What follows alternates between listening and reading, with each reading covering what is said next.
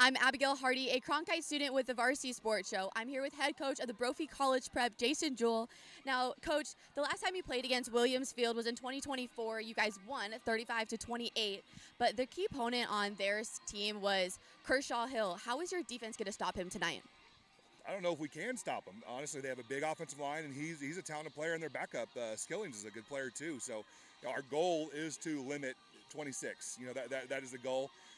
The last 2 years, like you mentioned, have been fun football games that came down to the last play of the game. So, I expect it again tonight. Yeah. And then this is your last region game, your last regular season game, and you're going against Williams, who is 7-2. What was the focus in practice this week to prepare for tonight? Really, our keys to victory was offensively, we can't turn the ball over. On defense, we need to limit 26. And then on special teams, we got to kick the ball away from 9, and we try to block a punt tonight. So those are our keys to victory. Awesome. And then is there any key players that we could see on your field tonight, as this is the last game? Oh, man, we need a big night out of Case Vandenbosch and Devin Fitzgerald and Dalen Sharp and Donovan now. And then really our whole defensive line, they have to be up for a challenge because their offensive line is very talented, and they're going to try to run the football at us. Well, thank you so much, Coach. I'm Abigail Hardy with the Varsity Sports Show. Don't worry about it. We're good. Whenever you're ready. Okay. I'm Abigail Hardy, a Cronkite student with the Varsity Sports Show. I'm here with head coach of Williams Field, Stephen Kimball. Now, Coach, your two losses from the season are number 2, Basha, and number 4 ranked Chandler. Now you're going against a highly performed team. How's your confidence in tonight's game? Every single game, I think you're going with the same mindset that, hey, we're going to prepare to win, and hope that we perform on the way we can. Yeah. And then Kershaw Hill was a key player in your team last year against Brophy. Now, is there a momentum build-up to try to beat them this year? No, I don't think it necessarily translates. We're in completely different situations. Last year we played in game 1 of the year. Now we're playing game 10, right? And different things are on the line and things like that. So I don't think that you necessarily carry momentum from a year to a year type situation. Yeah, for sure. And then you are 3-0 in regional games. What did practice look like to prepare to go undefeated in your region? Say it again. I didn't hear that. No, you're good. So you're 3-0 in your region. What was practice like to prepare to go undefeated in your region this year? Yeah. So our goal is to we prepare the same way every single week, but then at the same thing, try to get better every single day, right? So become a better version of ourselves, but not change emotion in practice or thing with who we're playing. It's got to be a pretty consistent process, right? Otherwise, you end up playing to the level of the teams you're playing, and that gets you caught up sometimes.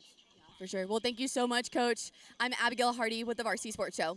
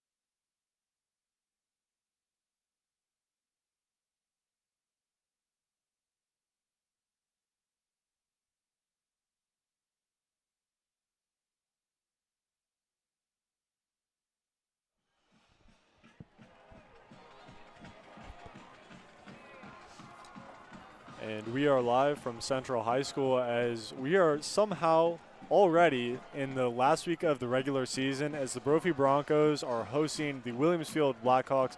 I'm Greg Zaber here with the Varsity Sports Show, joined by my co-host Matthew McCord. And should be a fun one tonight, right, Greg? Yeah, it certainly should be. This is a matchup between the Blackhawks and the Broncos that has never really been a rivalry whatsoever. The Blackhawks are obviously a relatively new school on the outskirts of the East Valley, but never really played the Broncos much. But going back to that 2023 opening season game, the Broncos had a home game against the Blackhawks, first game of the season, were up 2 scores late in the game, and then blew that lead, gave up an onside kick, and lost in a heartbreaker to the Blackhawks. And then last year, many of you will remember this game, kind of the Devin Fitzgerald breakout game, in which the Broncos once again had a 3-touchdown lead and then blew it. But with like under 10 seconds to go, Rylan Humphries was able to find Devin Fitzgerald in the end zone for a one-handed catch to win the game. And, you know, we've seen 2 incredible games in the last 2 years. I'm expecting another one tonight here. Yeah, it should be an absolutely fun one. Just super talented players all over the field. I mean, absolutely. When you look at Brophy, I mean, how can you not talk about Devin Fitzgerald, right? Over 1,600 yards this year, over 120 catches, over 20 touchdowns. I mean, this kid is so special, committed to Notre Dame. Of course, son of Larry, he is an immense talent, one of the best players in the state. And it's not just him doing all the heavy lifting. He's partnered by Dalen Sharper, right? Dalen Sharper, yeah, for those of you who don't know, he's there. You know, it kind of almost – he's been injured to start for the first 5 games of the year, so he's been the second option since he's come back. But in these 5 games, he's put up some really nice numbers, 29 catches in those 5 games, 363 yards and 2 touchdowns. He's been a really nice – you know, he's kind of eased into this offense. He's playing his role, and he's, at the end of the day, still a star on this team. And he's going to do it in Palo Alto next year. Yeah, Dalen Sharper also was the #1 preseason ranked receiver in the state as well. So there were big it was a great opportunity for him this year to see what he can do his senior year, but no doubt, just such an athlete. Yeah, played on the varsity basketball team since freshman year, been on the varsity football team since his sophomore year. Just an amazing athlete, absolutely incredible.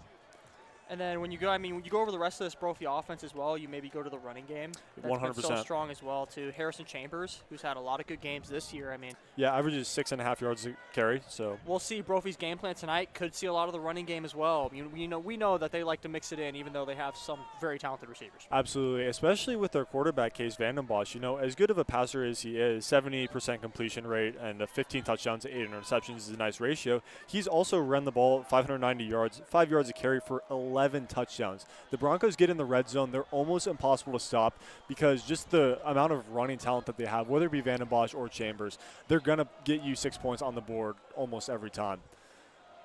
And we are set to go. Both these teams in an open playoff spot. Both these teams will most likely keep it win or lose, but in a blowout situation, one of these teams could be knocked out. So a lot to play for as both these teams try to get their first open bid. This season, an additional 4 teams added from 8 to 12. That's so it gives more teams an opportunity to really put their name out there for a chance to make the all-popular open division. And it is off and fielded by the Broncos. Be taken out by Noche. He's going to cut this one back, try to find the right sideline, and he will run his way out of bounds. A nice return, got about to the 35, maybe a couple yards more. And from there, the Broncos offense led by Case Vandenbosch will take over. Great return by Noche, just cutting it outside. Nothing up the middle, nothing to his left. Cut to the outside, nothing but green grass. Yeah, Noche, absolute speed demon. Been on the been always a track star. I believe he runs under an 11-second 100-meter dash, just incredibly fast. We've seen him take some snaps in the run game as well as the receiving game, but mainly takes the snaps at defensive back where he has 3 interceptions and has been really, really strong in pass coverage. And here come the Broncos. It'll be Vandenbosch in shotgun on 1st down and 10. Chambers to his right.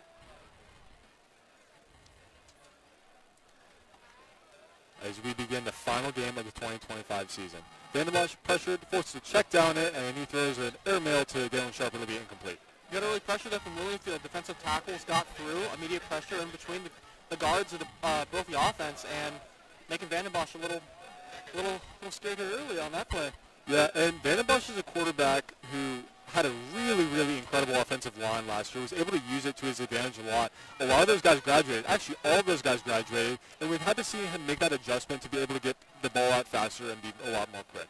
Vandenbosch in shotgun will hand this one, fakes the handoff to Chambers, going to take it himself, lowers his shoulder, and he's got the first down. He's still chugging. He's all the way down to the 49. What a strong run by Case Vandenbosch, and it will move the chains. Vandenbosch so strong, right? Such a tough football player. And we know, committed to Air Force, he's going to be doing a lot of this next year as well, so might as well get used to it now. Yeah, certainly with that type of military offense that all those schools run, he will be running the ball a lot. No surprise that Air Force wanted to look at him. Vandenbosch in shotgun. Chambers to his right. He will drop back, steps up, and he will fire it over the middle, complete to Dalen Sharper. Sharper, and will fall down around the 30-yard line into Blackhawks territory, and it's a good start from the Broncos as they move the chains again. When you get these talented Brophy receivers on crossers like that, it is so hard to guard, especially in man coverage. They tried Williamsfield tried to play in zone there, but just nothing but green grass there for Sharper. Yeah, and Sharper's absolutely going to take advantage of it. Very smart player in his third year in the varsity program. Vandenbosch in shotgun. He'll take a moment to sit back and wait for play call. On first down and 10 from the 32. Hardly a minute into the game.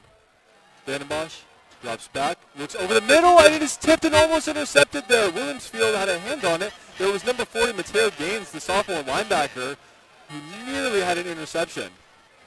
Mateo Gaines, what a read. Had the receiver in between the corner and linebacker, but able to get a hand on it. Great play by the defense to stop this Brophy momentum. And Mateo Gaines has an interception on the season. Wouldn't have been his first. Been a nice part of this Williamsfield defense, just right through his hands. Don't think he was almost expecting that. Because Vandenbosch kind of just didn't see him, it almost looks like. So on second down and 10, Vandenbosch will stay in shotgun. Krostowski, the tight end, will motion. And he will hand it off to Chambers. Chambers right up the middle, and he maybe got 2 yards. A good stop there from that Williamsfield interior defensive line. First true rushing play for Chambers tonight, and not a lot going early. We'll see if Brophy kind of stick with it throughout the rest of the game, but good start for Williamsfield. Yeah, not too often you see the Broncos go with a lot of the running plays up the middle. It's often they use those outside guards, outside blocks, because they just utilize that speed of his Chambers. So on third down and 8, Vandenbosch in shotgun again. Vandenbosch drops back, pressure off the edge. He's going to step up and he's going to run it himself. Vandenbosch looking to get to the edge, and he will spin and get a first down. A great second effort there by Case Vandenbosch, and Brophy will have a first down inside the Williamsfield red zone. Story here early in this game, and going to be a vocal point for Williamsfield on that sideline. Stop the legs of Vandenbosch. Yeah, so fast, so tough. He is so elite at getting out of the pocket when he has nothing open, and there he shows it once again. Yeah, and he has no problem stepping out of the pocket. It's really, really rare that you see him make a big mistake, dumb pass. If anything, he can almost be too conservative at times, but he's just so good at knowing when to take off. Shut it there. Chambers up the middle again. He'll break a couple tackles and push forward, maybe got about 5 yards. Good gain on first down. Kind of the same, looks like kind of RPO read option there to Chambers up the middle. Williamsfield there to stop it. These defensive tackles, including the pressure they got early on Vandenbosch to force that incomplete pass, are having a really good drive. It's just about this Williamsfield secondary and linebacker level that's kind of struggling. So it'll be second down and 6. 9:05 to go here in the first quarter as the Broncos will get the first score of the game. Vandenbosch in shotgun. And he drops back. There'll be a pass there to Powell, the tight end. Powell breaks a tackle, got close to the marker. And the tight end, Powell, haven't seen Brophy go to him a lot. It's always good to see the tight ends get involved, right? Because they play such a huge role on this offense, especially when they're blocking for you. It's always good to get them rewarded as well. I mean, 6'4", 216 pounds, get them the ball, let them run after the catch. And he's mainly been used as the blocking tight end so far in this season. Krostowski has been the receiving tight end, but Broncos like to mix it up, and they'll get everyone the ball. Third down and 3. 8:24 to go in the first. Bit of a high snap, but Vandenbosch going to hand it off to Chambers. Chambers busts up the gut, and he will go into the end zone. Touchdown Broncos, Harrison Chambers. And he gets his 6th of the season. Had 2 of them last week, and he's just having an incredible end to the season, and the Broncos draw first blood here in Central Phoenix. If you don't get a good grip on Chambers, you're going to have trouble. Yeah. Spin move right off the DB. See you later. Touchdown, Brophy. He's too good for that. What a start. And it'll be Carson to kick the extra point. Has been exceptionally well for the Broncos in the kicking field, and he makes that one no problem. So the Broncos, with a great first drive, ran the ball exceptionally well, had a couple of nice passing plays, and Chambers gets rewarded with his 6th touchdown of the season, his 3rd in the last 2 games. could not have asked for a much better start from the Broncos. I like to see the creativity, but I like to see the even play of both the passing and running game. Yeah. Not really just dynamic in one part of their offense. They were able to switch it up and be effective on both during both times. So that just proves to be good for Brophy offensively when they can run the ball on you and pass it on you at an elite level, and you have Van den Bosch's legs as well to take account for. It's a lot to take account for on this talented offense. Yeah, there's just so many weapons that they have. Really just, we talk about the running and passing game as that kind of double-edged sword, but for the Broncos, just because of how, Case Van den Bosch himself is a double-edged sword, just the way he can run the ball and pass it. And that's before you take into account they have 2 Division I wide receivers, as well as Harrison Chambers at running back. Just an incredibly deep offense. They're going to miss these guys next year. Braxton Tate to kick it off, and we will get a look at this Williamsfield offense. Tate's kick goes to the sideline, and it will go out of bounds. Tate's had a bit of difficulty with those kicks out of bounds this season so far, and he shows up again. Yeah, Williamsfield offense, high-powered, won a lot of games, carried a lot of games offensively too. Very strong, and especially a good passing attack. So they're going against a Brophy defense that has been solid all year. It's just they have played a schedule that no one wants to play. Oh my and goodness, Brophy, yes. They have given up some points. They've given up Brophy 150 combined points to Hamilton, Basha, and Liberty this year, top 3 teams in the state. So when you play teams like that, what are you going to do? It tends to happen. But against everybody else, Brophy's defense has been pretty good this season. Yeah, it feels like Brophy is almost kind of that team that is the kind of the litmus test of who is the real contender in this state. They've played some really difficult teams, but when they have those tough matchups like the Bashes, the Liberties, the Hamiltons, their defense is going to struggle. But I think that this Williamsfield team right here is a good test of, how good is their defensive secondary really, and are they going to be able to get pressure on the quarterback? Kick is deep, will be fielded by Hill at around his 1. Nice kickoff, and Hill will try to break some tackles, and a really nice stand-up there by the Broncos special teams. Almost looked like the ball popped out at the end, and they will wave it down at the 17. No fumble. Williamsfield up to the 19. Great stoppage there on special teams, not letting them get any momentum here early. Compared to Brophy, who got that huge kick return on their first drive. Know how important that is. Yeah. And this is a Williamsfield team that is led by Dominic Barjona at quarterback. Had a nice game last week. Had 158 yards and a touchdown, but on the season, 68.2% completion rating, 1,830 yards, 13 touchdowns. But what has really stood out is just his ability to kind of limit mistakes. Only has 4 interceptions, and that has kind of been the key. Because this is a Blackhawks team that really likes the run game. In Hill, number 26, the running back, has 1,112 yards so far and 17 touchdowns already. This kid is elite. Got about 2 touchdowns every game. Barjona, play action, and he will find Tucker there for maybe a yard on a screenplay that was just blown up really nicely by that Brophy secondary. Screenplay early, trying to get their quarterback in rhythm, right? You don't want them to feel kind of under pressure. You don't want them to feel the lights of such a big game against Brophy. And even though it's completed, Brophy right there, gang tackle, able to get him for a loss of 1. Good start.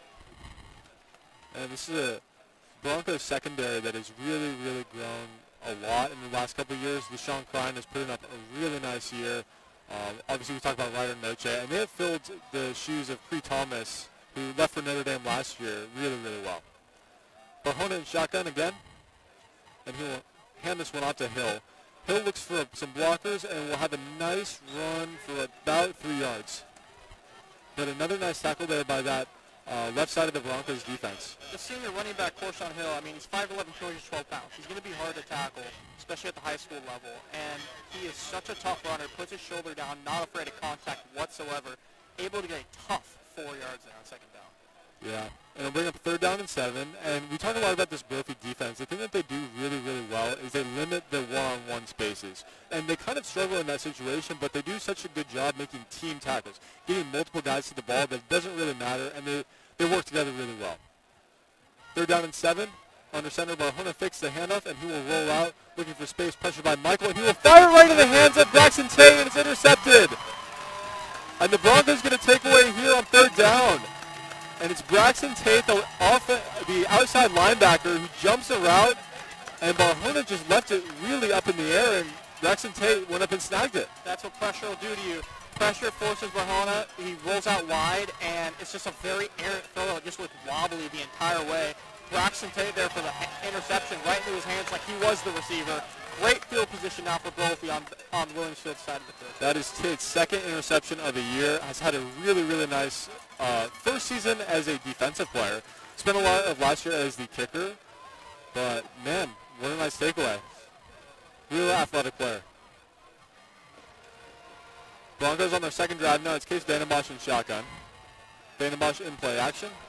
Vandenbosch will step up. He's just going to run it himself, and he will pick up about 6 yards or so. Vandenbosch getting those cheap yards, right? Those 5 to 6 yard gains that are there for him, just like a check down, equivalent to a check down. And you look up at the scoreboard, and hey, it's 2nd and 4. I'll take that all day. Yeah. It doesn't seem like it's a big, play, but it's what improves your offense. So that's what you got to do. Especially on first down, just make these plays really, really easy. It just wears down a defense right now. And right now, you can see so many Williamsfield players just with their hands on their hips. These guys are tired. They just had to be on the field for a drive, had a quick turnover, and they're probably gassed right now. And the Broncos are going to try to take advantage of that, whittle this team down in the trenches. Vandenbosch in shotgun. There's a quick pass over there to Kubica, but pass is incomplete, off way out of bounds. Good coverage there by Williamsfield. I mean, not a lot going there, to be honest. The pass out of bounds is not the worst thing in the world. If that was a little more inbounds, it could have been picked. He was right on top of him, but still 3rd and 4 here. I mean, 3rd medium, 3rd intermediate range. This is something that Brophy should be able to pick up. Yeah, great coverage there by Boyd, who had an interception last week. And Vandenbosch in shotgun, 3rd down and 4. From the 29, so you're kind of on the edge of field goal range. Be interesting to see what happens if they don't get the first down.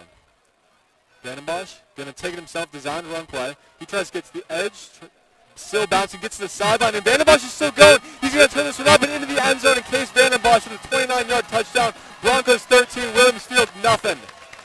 Vandenbosch does it again. The legs. We already talked about it, and there it is again. That is Vandenbosch's 12th rushing touchdown of the season. This is his second year where he's had 10 rushing touchdowns and 10 passing touchdowns. And there is no better dual threat in the state of Arizona, I'd argue. It's hard to argue. You're seeing it right here against a 7-2 Williamsfield team that leads this division. I mean, they can't stop him. Carson's extra point is good, and it's 14-0 Broncos, and we're 6 minutes in. Broncos with another dominant start. When you play a good team like Williamsfield at home, don't let them get any momentum. Jump right into it, get your crowd into it, and this is what happens. You're already at 14-0. As Kenny Dillingham is on the track at the Brophy game in the white jacket. That is who that is. Hey, Coach. Interesting. Hey, Coach. Yeah. Wow. Who's he recruiting? I don't know. That's a good question. That is, yeah. I wonder who he's after. His Chaparral Firebirds having a very rough season, so I would not expect him to be there at the moment.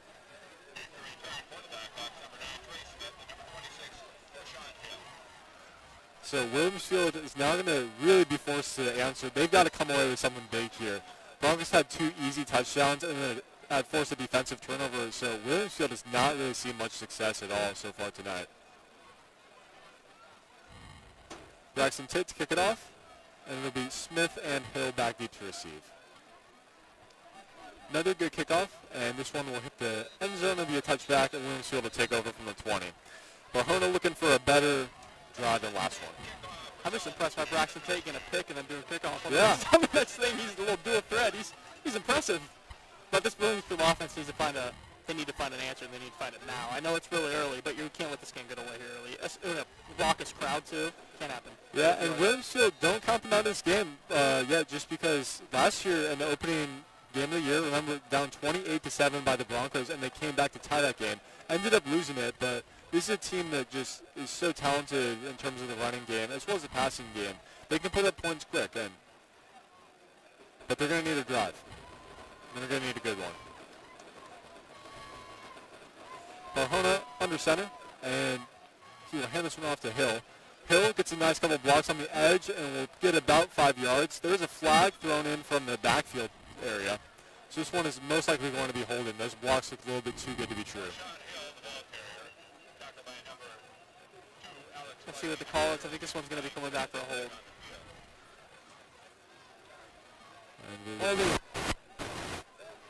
Apologize for the static, but we did get a holding call, so that'll push the Blackhawks back 10 yards. And not what you want to see if you're Williams Field, because you really need a consistent drive here. Those penalties are really going to set you back, and just keep the momentum in Brophy's favor.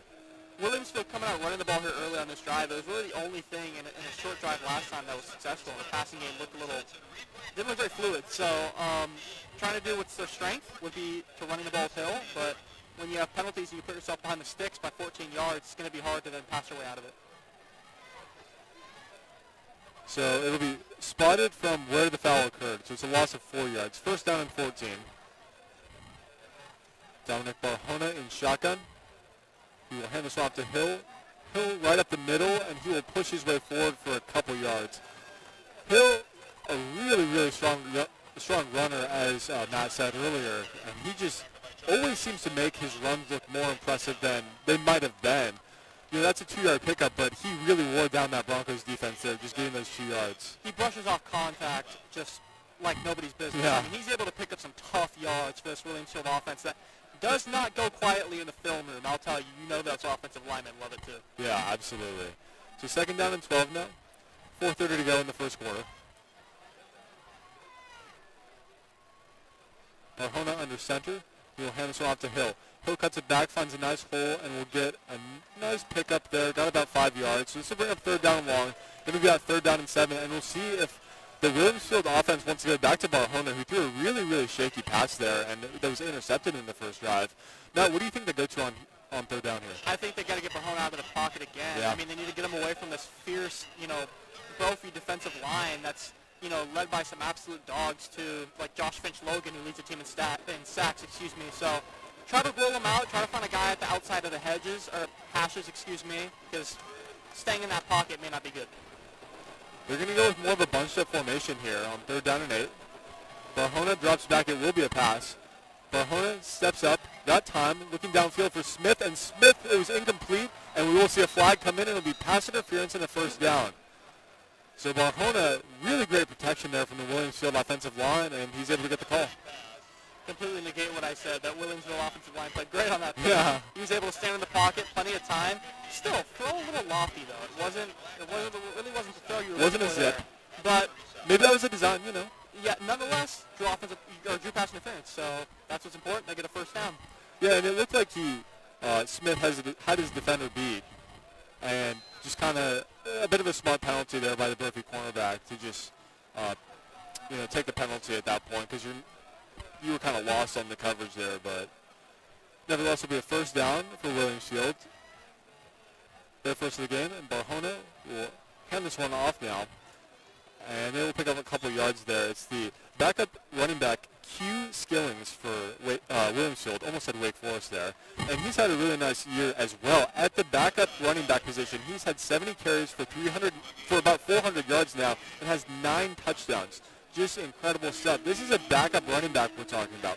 Both these teams have such deep running games, whether it be the Broncos with Van den Bosch and Harrison Chambers, or with Skillings and, forgive me, really just drew a blank there. Hill. There we go.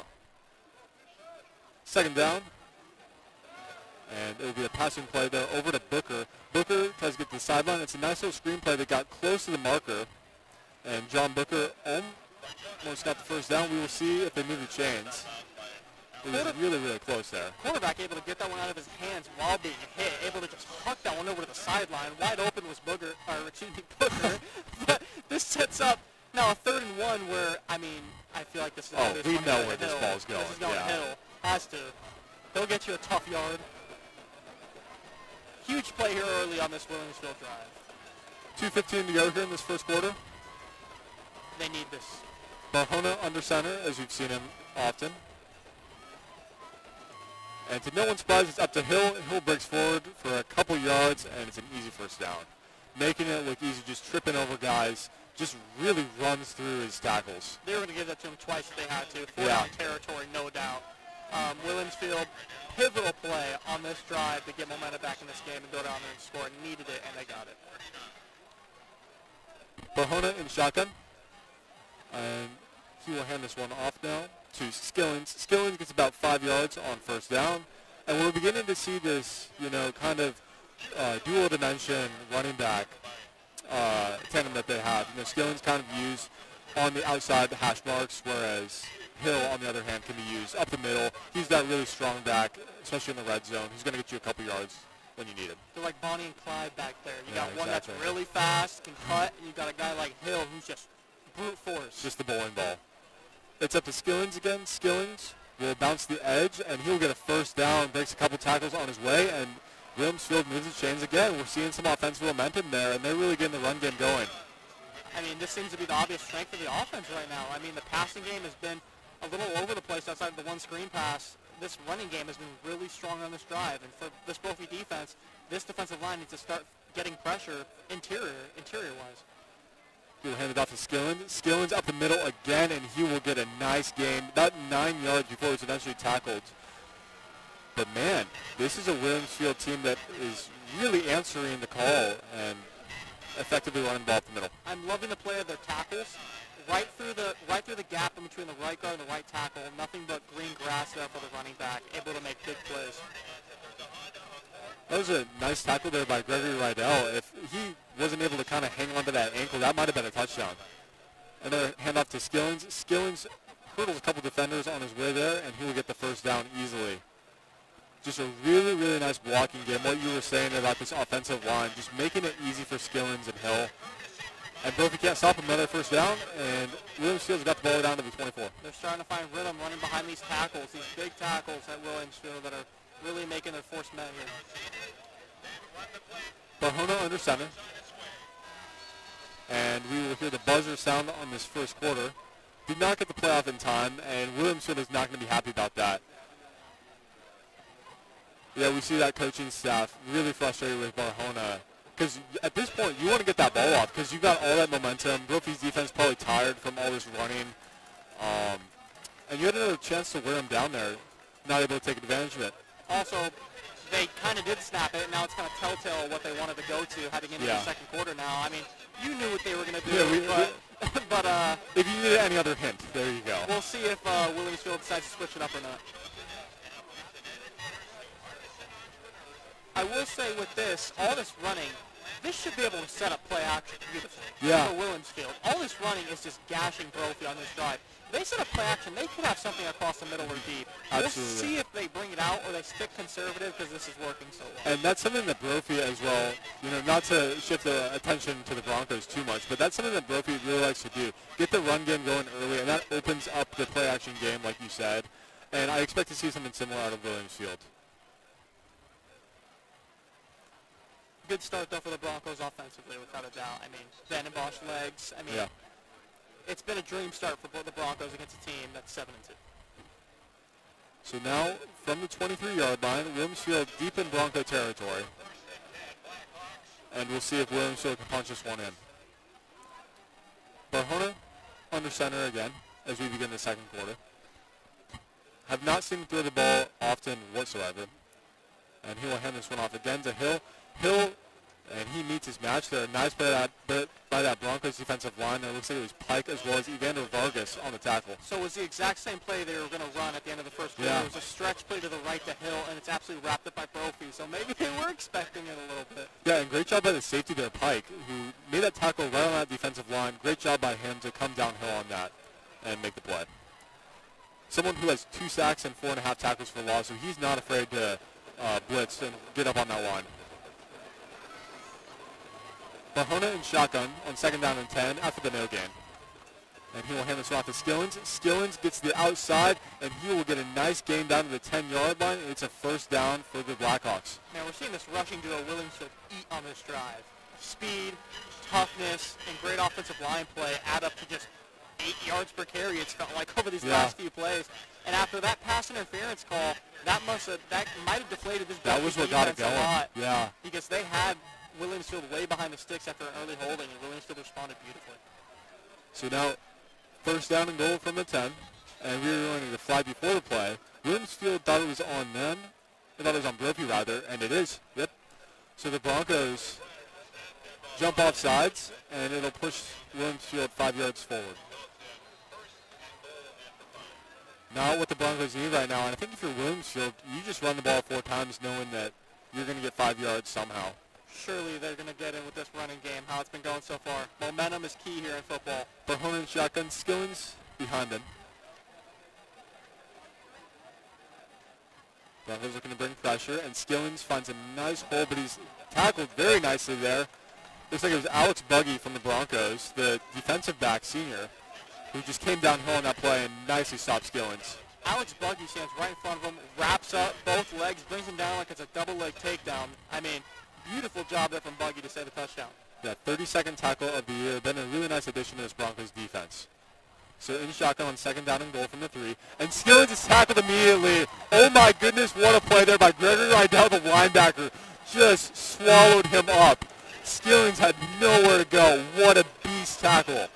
Hey, Gregory Rydell, maybe 5'9", 182, but he plays like he's about 6'3", 200. What a play there from Rydell. This is Rydell's 4th game of the season. In his first 3 games, he had 30 tackles, 1.5 of which were for loss. This guy just eats tackles for breakfast, and he's off to a great start there. Now 3rd down and goal from the 5 here. Broncos starting to answer this run game. Barhona forced a pass here. He's going to step it up. Steps up, going to take himself, and he gets close to the end zone. I don't think he got there. All of the Broncos say he's got a 4th down, and that is what the refs say as well. How big of a play is this coming up? Oh, man. If they are able to stop this potent Williamsfield rushing offense at the 5 for 4 plays, that's just such a statement. Impressive. It'll be Skillings, the running back. 3 minutes into the 2nd quarter, and we have a huge play on 4th down and goal here. Barhona in shotgun. And he hands off to Skillings. And Skillings breaks a tackle, and he breaks Braxton Tate off to get in there. Oh, what a broken tackle, and the Williamsfield Blackhawks score. 14-6 now. Q Skillings. That's the beauty of football, right? Last possession, Braxton takes the hero with an interception. This time around, a chance to make a 4th and goal stop, and he gets tackle broken off of him. I mean, that's football. You get up, you go to the next play. What a drive for the Blackhawks. Yeah, and Tate with a frustrating, play there. Immediately, as soon as it happened, just went and slammed his fist into the ground there.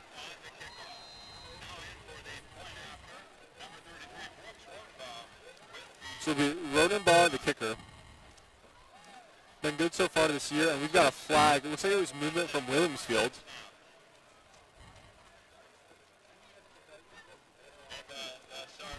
It'll be Rodenbaugh. Forced 5 yards back. Rodenbaugh, the kicker, was perfect last week, 3 for 3 on PATs. Missed a field goal, but has been 39 for 40 on PATs so far this season, which is exceptional for high school. So Rodenbaugh from 5 yards back, equivalent to about a 25-yard field goal, and still no problem. So Williamsfield makes it a 7-point game after a dominant rushing attack there that was almost stopped, but Q Skillings really ends this drive strongly. Yeah, big momentum shifter, big answer for this Williamsfield offense. They needed that. 14-7, cut this lead in half in a rival territory. I mean, something they needed, something they were able to get. And we are going to go down to the field here.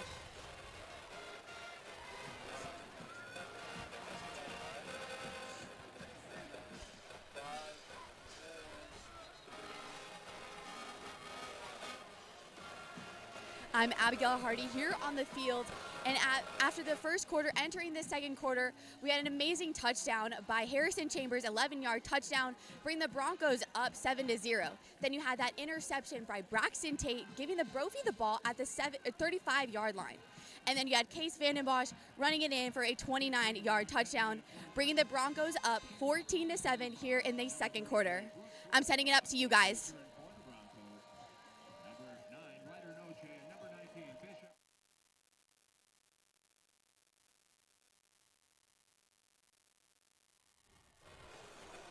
And thank you for that. And the Broncos are ready to get back on offense as that kick will be fielded out of bounds and will be a penalty. Be interesting to see if the Broncos want to re-kick or if they'll take that from the 35. We've got a few of these early, huh? Yeah. These kickers kind of struggling a little bit with this, kind of trying to avoid this ferocious kick return of Brophy and just kicking her out of bounds. Yeah, Tate had that first one that was deferred, or Williams Field asked for a re-kick, and then Tate's had 2 really nice kickoffs since then. So Brophy will accept the penalty and will take off from the 40. From the 50. From the 50? Yeah, it's Is that what the rule is? Huh. It was at the 40 in my game last week. What's going on here? Why are they at the 50? That is interesting.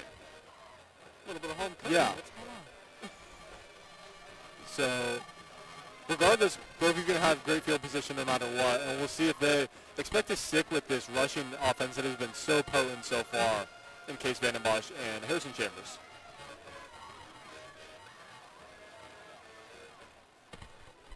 So Vandenbosch and company from the 50.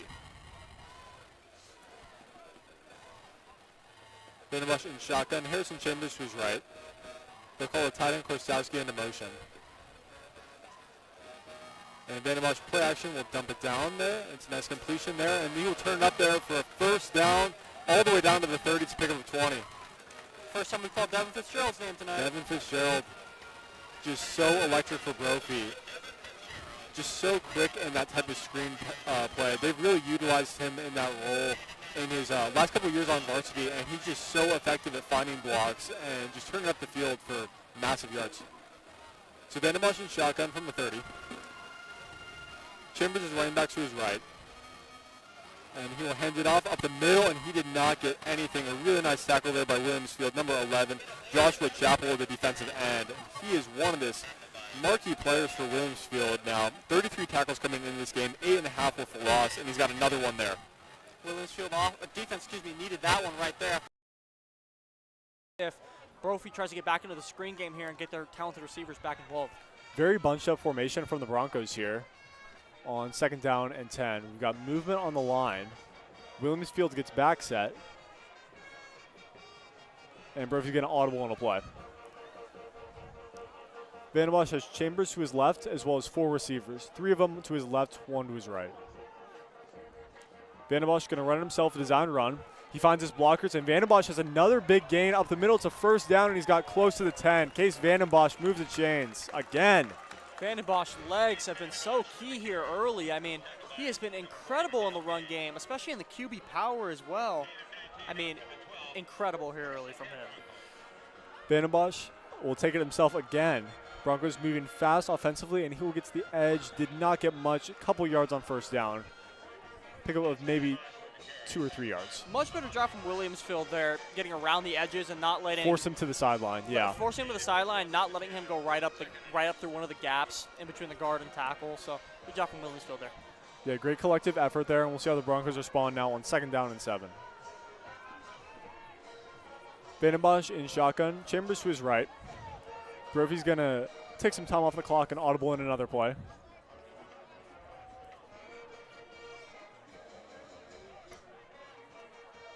Vandenbosch in shotgun. It's going to be a passing play. Over the middle, he's got his tight end, Korstowski. Korstowski muzzles his way into the end zone. Touchdown, Broncos. And it's John Korstowski, the tight end, and the Broncos have another 2-score lead, 20-7. Quarterback spreading the wealth around, right? We got so many guys catching passes. I mean, the second tight end now coming in and making a catch. And Brophy's offense so dynamic. That is Korstowski's first touchdown of the year. 12th catch on the year now. And he's had a really nice first year on varsity in that tight end role. So Carson now to attempt the extra point after Korstowski's touchdown. Good snap, good hold, good kick, and the Broncos are up 21-7 here halfway through the second quarter. The Broncos offense, short field, but they respond very effectively. I mean, it's been absolutely unstoppable thus far. 3 touchdowns on 3 drives for this Brophy offense, and you don't know what's coming at you. It's the run game with Chambers. It's the run game with the quarterback position. It's the receivers that are so talented. Now they're getting the tight ends involved. I mean, what do you key in on? I don't know. Yeah, we're just seeing a Brophy offense that is much more well-balanced than this Williams Field defense in a way. Just feels like the Broncos are able to play into that the weakest link of the Williams Field defense right now.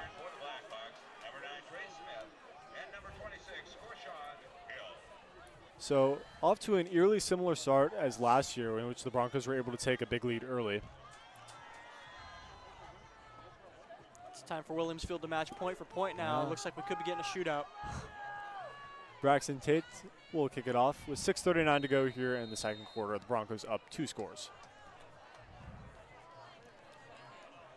Tate, good kickoff, and that one will go into the end zone for another touchback there. Another good kick from Tate. So Williamsfield will take over from the 20, and we'll see how Dominic Barjona will lead the Blackhawks in their third drive of the game here. But, you know, as much as obviously he's the quarterback, he's the leader of this offense, but this offense was completely run by Q Skillins and Corshawn Hill last drive. I expect much more of the same. Much more of the same because it worked so well. Yeah. Let's see if they set up play action a little bit. I mean, let's get some explosive plays. I completely agree with you, but, you know, if it ain't broke, don't fix it. Right. And I think until Brophy has an answer that they can prove they're going to stop him, just keep running it. Also a chance to keep Brophy off the field with long, methodical drives. Exactly. Tire those guys out. Barjona in shotgun. Hill to his right. He hands this one off to Hill, and Hill breaks through the middle. He's got a first down. Hill's still going. He's all the way out to midfield. Hill finally tackled at the 40 by Ryder Noche, and that is a pickup of 40 yards on first down. Well, you don't need explosive plays to the pass. You can get him through the ground. Yeah. What a run from Hill right through the middle. Great protection from this Williamsfield offensive line. That tackle at the end there saved a touchdown. The speed of Hill. We haven't seen that from him. We've only seen the brute force. He's got all of it. Yeah, we talk about slow, methodical drives, but that was not slow or methodical at all. Great speed by Corshawn Hill, and it's a big first down into Bronco territory. Barjona in shotgun. Takes a snap. We'll fire this one to the sideline. Smith drops it. Had it completely wide open and a great passer by Barjona, but could not haul it in. And Dillingham, see him on the sideline there walking around. Yeah. I mean, Barjona put it right on him. Good throw. Good job to just get a little quick passing game going, get those cheap yards, but receiver not able to haul it in. So second down and 10 now. Barjona in shotgun. And he's got Hill right behind him, ready to explode whenever called upon.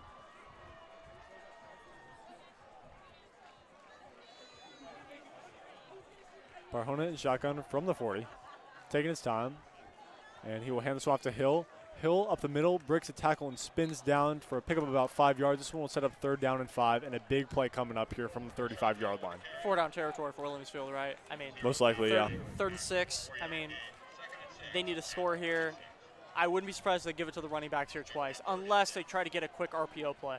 Yeah, and that was a really nice look there. What we saw on first down to Smith, he just completely dropped it. So almost a little bit of lost trust right now in the passing game with the interception early on the drop there.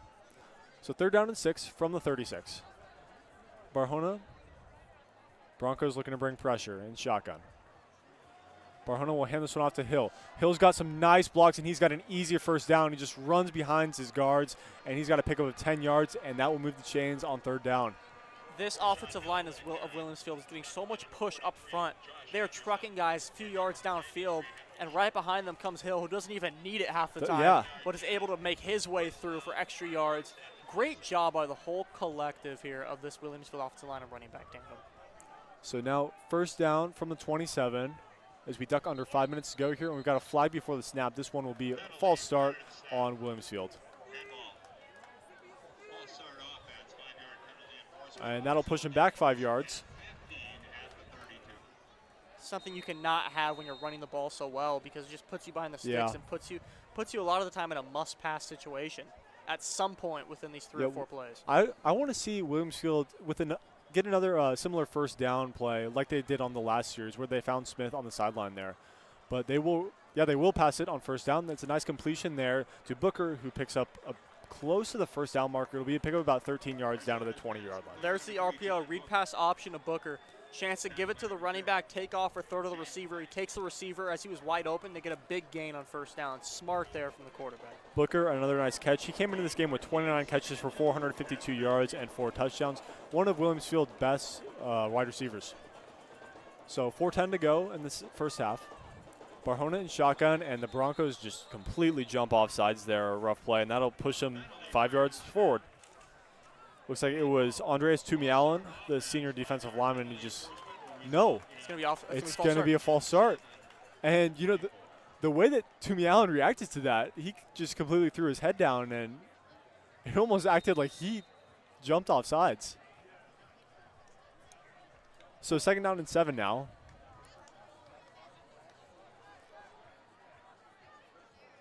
Barjona in shotgun, and they Jump ball. It's Toomey Allen again. What's this play going to be? This is the third pre-snap whistle we've gotten for a flag. It wouldn't be football without finger pointing. on And both it's sides. another false start. And wow. So that is now the third false start, not just of this drive, but of this specific series of downs. Just cannot happen. Just can't happen. Cannot happen. So 15 penalty yards on this set of downs alone, and second down and 12. Barhona and shotgun after a really nice completion there to Booker. And he will hand this off to Hill. Hill's got a nice blocker up the right side, and he will muzzle his way forward for a pick of about 10 yards. And that will make up those 10 yards that were lost to penalties and set up third down and short. Alex Buggy in there on the tackle. It took about 3 guys to get Hill down. I mean, they're able to make those yards back right like that, but, I mean, without the penalty yardage, they would be almost at first and goal at this something point. like that, so yeah. It's just, and now you're set up in a third down situation against a good Brophy defense. Third down and 2, big play here for this Brophy defense. They're looking to bring pressure. From the 19, Barhona and shotgun. Barhona will hand this one off to Hill. Hill breaks forward for a first down, and he will muscle his way close to the goal line, and he will be called just shy. Got down to the 1 there before he was finally tackled, but Hill is just running with guys on his back. Unbelievable stuff that we're seeing out of Corshawn Hill right now. Deshaun Crine, the senior cornerback, just saved a touchdown for the Broncos. They need to toughen up here at the goal line because Williamsfield is being more physical at the point of attack, and they're really showing their toughness. So Barhona, first down and goal from the 1. And he will hand this one off to Hill. Hill up the middle, tackled by Tate, but it's not enough, and it's a touchdown. And Williamsfield, this time it's Hill up the middle, have made it a 1-score game. This Williamsfield rushing attack is really something special. I mean, they have come into this game guns blazing. Not a lot Brophy. I mean, we talk about the rushing attack of Vandenbosch and this Brophy offense, but this Williamsfield offense has completely answered every time with a great running attack. We may not see them throw the ball that often here the rest of this game. And the extra point now, looking to make it a 7-point game. Good snap, good hold, and the kick is up, and it's a 21-14 game here. Williamsfield answers again, and this game feels eerily reminiscent of last year, just a shootout right now.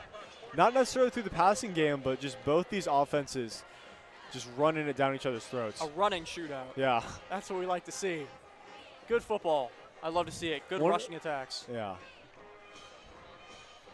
And how fast has this first half gone? With I running? blinked, and we're almost at the 2-minute warning here. Yeah. All the running, I mean, it just bleeds the time down like that. Feels like we've had a running clock in this game. And it's obviously about that they're a running team, but these are two teams that are very content in running the ball up the middle. Neither of these running backs are running out of bounds. They're not getting tackled out of bounds. They're running the ball right behind their tackles and getting tackled inbounds, obviously. Well, with about 2.5 minutes remaining, it's going to be a 2-minute situation for this Brophy offense, so we're going to need to see them get, a little bit going through the passing game as well. We've called only some of those big guys like Sharper and Fitzgerald, only called their names once apiece, so we'll see if they get going on this drive. Yeah, I believe Sharper, Fitzgerald, and then Krostowski have the only receptions in this game. So, and I think each of them have one. That's right, Powell had one earlier. But no one's been really targeted a lot here. It's been spread around very efficiently. We've got a bit of an onside kick that's going to be flagged down here. Brophy would have had no problem returning that. So, bit of an interesting play here. And we'll see what this penalty is.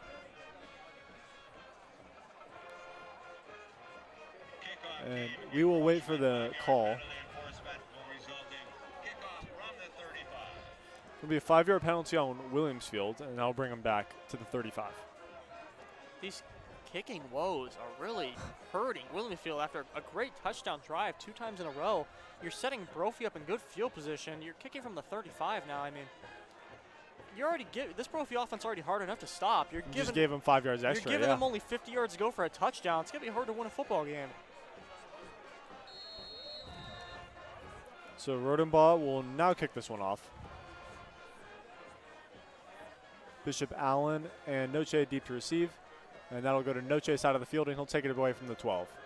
Noche up the right sideline, and he is so quick and so effective on special teams. He gets down to the 40. Wow, And was he fast.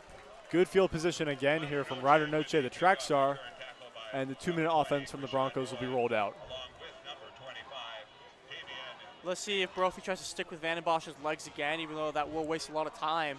But, I mean, it's been so effective. If you can get down there and score with, minimal time left, that's the ideal situation here for the Broncos. Yeah, Broncos have often been in these 2-minute types of situations and have still utilized that run game, especially design runs from Vandenbosch effectively. And especially with 3 timeouts, I would expect them to start this drive, especially considering it's a short field with some running plays. I wouldn't be surprised if that happens. Vandenbosch in shotgun on 1st down and 10 from the 40. We'll hand this one off to Chambers. Chambers up the middle, and he will drag his way for a pickup of 6 yards. Hey, our running backs can run too, is what Brophy's saying. Yeah. Chambers, an absolute dog back there in the backfield. He's been so special. It's just been the legs of Vandenbosch tonight, but always remember they got that dual threat back there. Yeah, Chambers, as much as you talk about Vandenbosch, is not bad at all. 6.5 yards per carry coming into this game. He's had a good one to start so far. 2nd down and 4, and it'll be Chambers again. Chambers stopped at the line, and he would drag down for no gain. Really nice tackle there by that defensive line of Williamsfield. Williamsfield making a push now. I mean, they need to. We're under 2 minutes now. I mean, it's now or never for this Williamsfield defense to take momentum into the halftime, into the locker room. Yeah, nice play there. Looks like it was Moss, the linebacker, who stepped up to make the tackle. So under 1:30 to go here. It's 3rd down now. Broncos in no condition to speed this one up here. I think that they would be content to go into this halftime up 7. And we're going to need a whistle before the snap. There'll be a timeout from the Broncos, and they're going to want to talk this 3rd down over. Smart timeout here for the Broncos. This is such a big play. You don't want to be giving Williamsfield the ball back, and they still have 2 timeouts remaining as well. Broncos not in a rush. You have 3 timeouts. Yeah. You're just about at midfield. If you get the 1st down, you have plenty of time. And I think that's the attitude that they're taking right now is kind of, milk some time off the clock right now. If they get that 1st down, let's move, and let's try to get a touchdown. It's all about what's important in the moment. Yeah, I think right now on 3rd down, they're probably going to keep this one on the ground, just knowing that if they don't get the marker, they're going to be able to take some time off the clock here or force Williamsfield to call a timeout. And then run it again on 4th down and probably easily get it. Yeah. I mean, this Brophy offense running game is so dynamic, so a lot of options. 100%. And a lot of good coaches in that huddle talking up these guys. So about 1:15 to go now as we'll get back from this timeout, which is crucial. Williamsfield will receive the ball to start the 2nd half. So if Brophy can get a score here, they can really keep up that, 2-score lead headed into halftime and not allow Williamsfield to have a chance to tie this game up coming out of halftime. Vandenbosch in shotgun from the 46. Needs 4 yards. Will hand this one off. No, he's going to take it himself. Vandenbosch with a great design run, and he will spin his way for a 1st down. Pickup of 12 yards and down to the Williamsfield 44.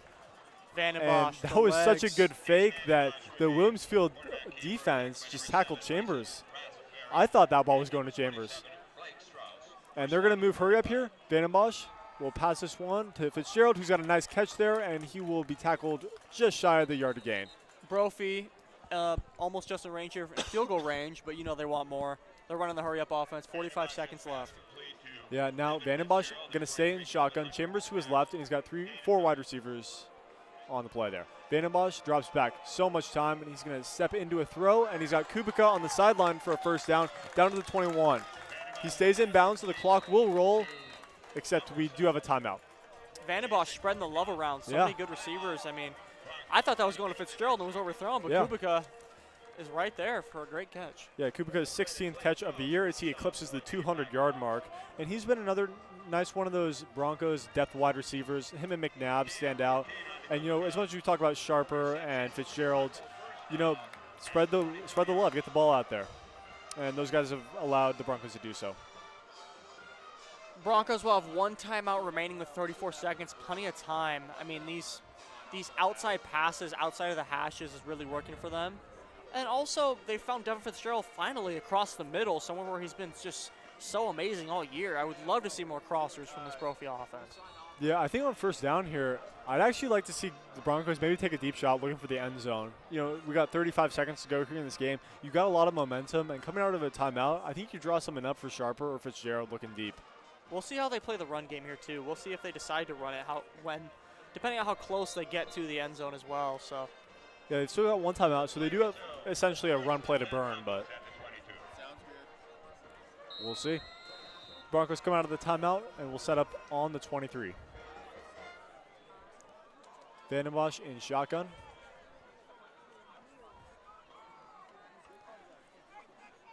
And Chambers will motion out, so it is an empty set formation here. Broncos often use an empty set formation for a QB sneak, so I would not be surprised if that's what we see. But the Broncos looking like they're going to pass, and that's what they will do. Vandenbosch looking deep, and he's got his man, Donovan McNabb Jr., the touchdown, and the Broncos answer right back. It's Donovan McNabb's second touchdown of the season. And the junior has made this a two-score game again now, 27-14 Broncos. God, how many receivers do these guys have? They're all over the place. Donovan McNabb, great job getting open. Just a little seam route down the slot. Able to find his way, pinpoint in between the defense. Great throw from Vandenbosch. And that's the momentum Brophy was looking for. 4 drives, 4 touchdowns. Just incredible offensive showing here. And it'll be Carson to kick the extra point. And it's no problem again. He's 4 for 4, and the Broncos are up 28-14. And, you know, correct me if I'm wrong, but Devin Fitzgerald leads his team with 2 catches tonight, correct? Yeah, but yet the Broncos have had 6 receivers who have caught the ball. I think Kubica has 2 catches as well. Kubica? Right. Okay. And it's been all over the place. I mean, all over the place. Kubica, Powell and Krostowski. Yep. Sharper, Fitzgerald. I mean, tight ends getting involved. Next, are we going to see the Chambers, a little backfield pass too? That'd be great. Yeah, it wouldn't be too surprising. We've seen him. He has 14 catches on the season. They've used him as kind of in that kind of those swing screen plays. Just such a well-balanced offense, and they've showed it in every way, shape, and form tonight. So 28-14. Very, very similar to the last 2 games we've seen between these two. Williams Field was able to complete the comeback 2 years ago. Fell just short last year, and they're going to need another comeback this year. Don't know, not sure really what Williams Field is going to want to do here on this possession. They've been so run heavy, you cannot run the ball with 30 seconds left in the half. So yeah, well, they're going to need to get this passing game going on this drive if they're going to want to try anything. Smith will field the kickoff from the 2. He will take this one up the left sideline. Smith with a good return. He's got a couple blockers, and he will go out of bounds close to the 40, maybe about the 37. Well, now they're definitely going to try something. Great return there. Yeah. From Smith. I mean, putting on the burners. But yeah, we've seen Barjona throw a very wobbly, shaky interception early. We've seen I believe it was Smith who dropped the ball. There's just a bit of insecurity with this passing offense from the Blackhawks. So I wonder if they'll be still a bit hesitant in this situation with 20 seconds. Maybe they will play the safe and they'll maybe go with the screen pass. Yeah, why not? I mean, something just to get your quarterback confidence too. Barjona Who hasn't really had to do a whole lot. Yeah. 20 seconds to go now, and he will take over from the 35. They do have all 3 timeouts to work with as well. Yeah. So maybe, running play is not totally out of the equation. We saw he'll go for 40 yards on the first play of last drives.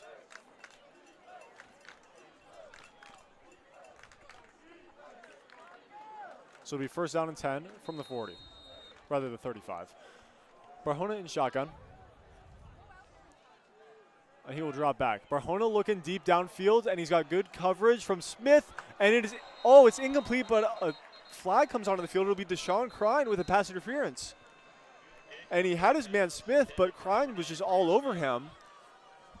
And Brophy's going to be frustrated with the pass interference call here. Well, they take the deep shot downfield, and they get a positive, result out of it.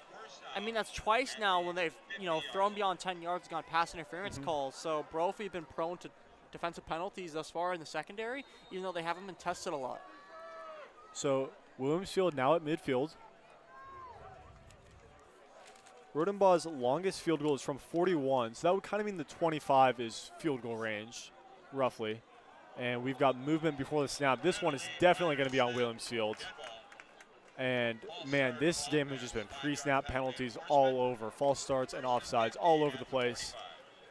This time it's on Williams Field again. It's just Again. It's just really hurting their offensive momentum. I mean, they're getting some great plays, and then right after that, penalty. Yeah. It's like they're so ready to go after such a great play, and then you're like, oh, man. Just, wait for that momentum after the whistle or after the snap. There you go. Barjona got all day. He's going to look deep downfield, and he's got his man, Booker. A nice completion there to the 32 before he's tackled. It's a first down, and with 10 seconds left, Williamsfield to take a timeout. And we'll see how they want to play things up right now. Throw it on a rope. What a throw. Right across the middle to Booker. He got hit hard, too. Great job to hold on to that ball. This Brophy offense pass game, 2 deep shots, 2 great results. Excuse me, not Brophy, Williamsfield. And they are right in business in field goal range here with 10 seconds left. Obviously, plenty of time left to run. Maybe 1 or 2 more plays with 2 timeouts. Yeah, so from here it would be a 51-yard field goal. As stated earlier, Rodenbaugh's longest is from 41. So you maybe want to run a couple just outside plays, get out of bounds, just pick up, 8 yards, 10 yards, get close to that marker. I'm sure he's hit longer than 41, but want to get close to that. In high school, I would not feel super comfortable with my kicker kicking a 51-yard field goal. Yeah, they've definitely got to get something. I think if you don't get anything on this play, you probably take a Hail Mary. But if you get, 5 to 10 yards, send him out there. Maybe career long. So it'll be Barjona in shotgun. He has Q Skillings, the running back, behind him. I almost wonder if they want to maybe go to the run game here with a timeout. Be interesting. So Barjona in shotgun.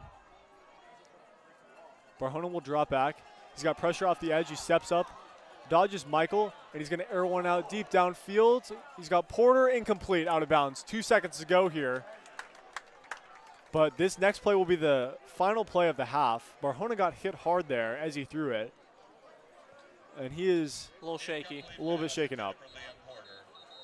This is going to be a tough decision here for this Williamsfield offense. And if their quarterback is a little shaken up, I don't know about a Hail Mary now if he's not able to really come in on this next play.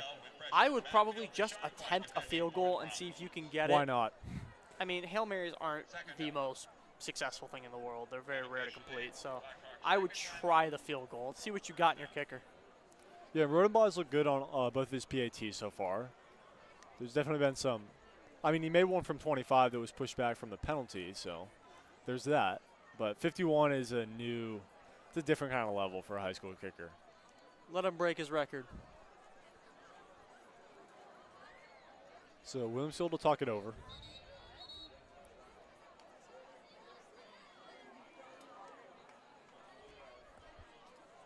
It looks like they're bringing the offense on. They're going to throw it deep. Yep, they've got Barjona in there. The Broncos, I assume, will probably just rush a couple guys. Yeah, they get their cornerbacks Bishop Allen and Buggy back, way back.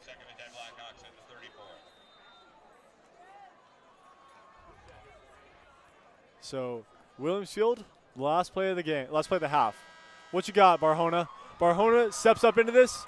It's a Hail Mary into the end zone. It is knocked away. Nice play there by the Bronco defense, and they will go into this half up 2 scores, 28-14.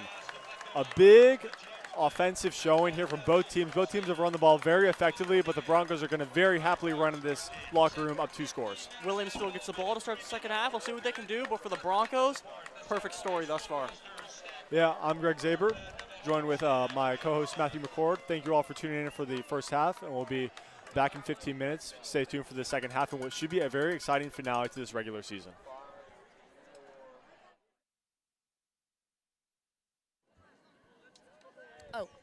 I'm Abigail Hardy here down on the field. We're now entering into halftime with Brophy up 28-14. With just 34 seconds left of the second quarter, Donovan McNabb Jr. was able to get that touchdown thrown by Case Vanderbosch, and now we are going into halftime, so don't go anywhere. I'm Abigail Hardy with the Varsity Sports Show.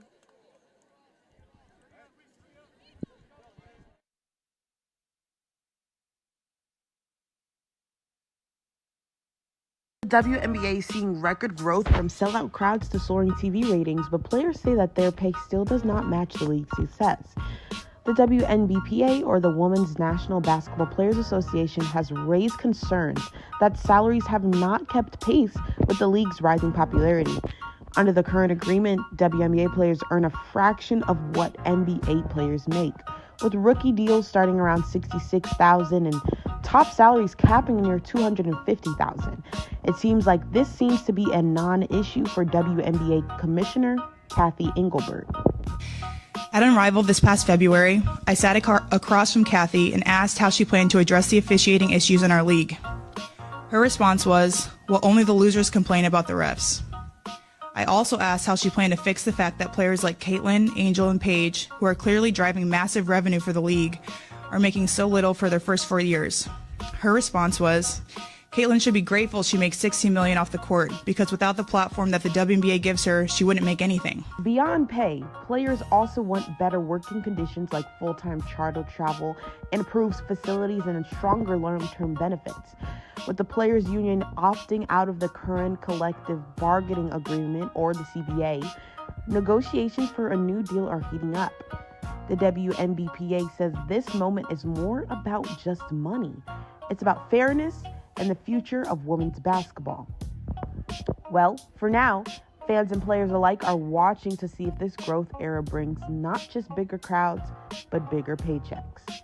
This is Blessing Frazier reporting for Varsity Sports. Arizona State defeated Iowa State in a Big 12 matchup on November 1st, 2025, led by a record performance on the ground by backup quarterback Jeff Sims. The win secured bowl eligibility for the Sun Devils. In relief of injured starting quarterback Sam Leavitt, Jeff Sims set an Arizona State record for most rushing yards by a quarterback, with 228 yards on 29 carries. This included an 88-yard touchdown run in the third quarter that gave ASU a 24-16 lead. He also passed for 177 yards and a touchdown. Iowa State had a chance to come back late in the fourth quarter, but the Sun Devils defense made a crucial stop, and that secured the win. Arizona State committed 3 turnovers on offense, including a fumble and interception by Sims, but that was able to not be their worst problems as they were able to secure the win in the end. The Arizona State defense stepped up big as they played well all throughout the game, and especially on Iowa State's final drive of the game. The Sun Devils have a bye this week and then play West Virginia on November 15th at Mountain America Stadium. Reporting for the Varsity Sports Show, I'm Ryan Gaylord.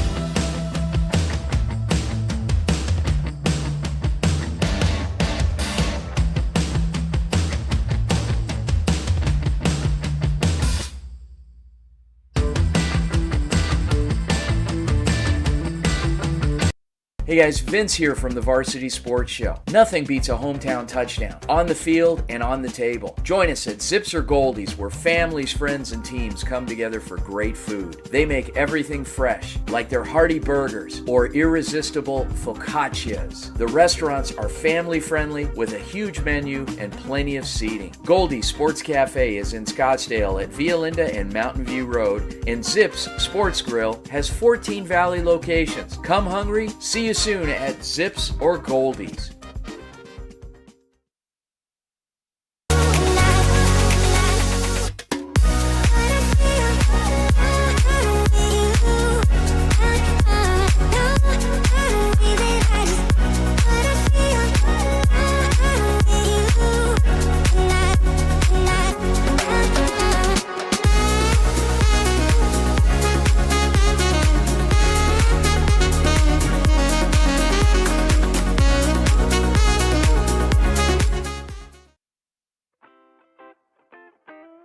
The Angry Crab Shack in Tempe, with an experience so good it remains indescribable, with something for every seafood lover.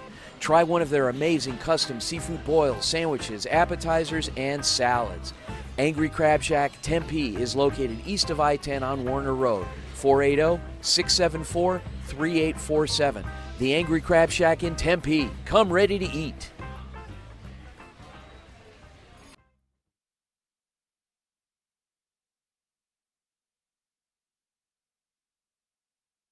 Hey guys, Vince here from the Varsity Sports Show. Nothing beats a hometown touchdown on the field and on the table. Join us at Zips or Goldie's, where families, friends, and teams come together for great food. They make everything fresh, like their hearty burgers or irresistible focaccias. The restaurants are family friendly with a huge menu and plenty of seating. Goldie's Sports Cafe is in Scottsdale at Via Linda and Mountain View Road, and Zips Sports Grill has 14 Valley locations. Come hungry, see you soon at Zips or Goldie's.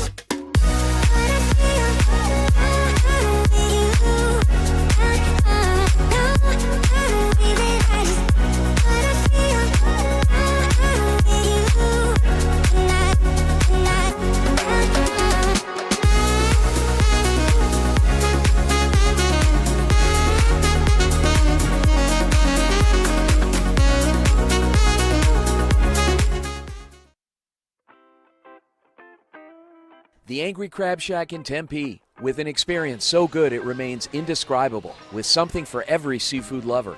Try one of their amazing custom seafood boils, sandwiches, appetizers, and salads. Angry Crab Shack Tempe is located east of I-10 on Warner Road, 480-674-3847. The Angry Crab Shack in Tempe. Come ready to eat.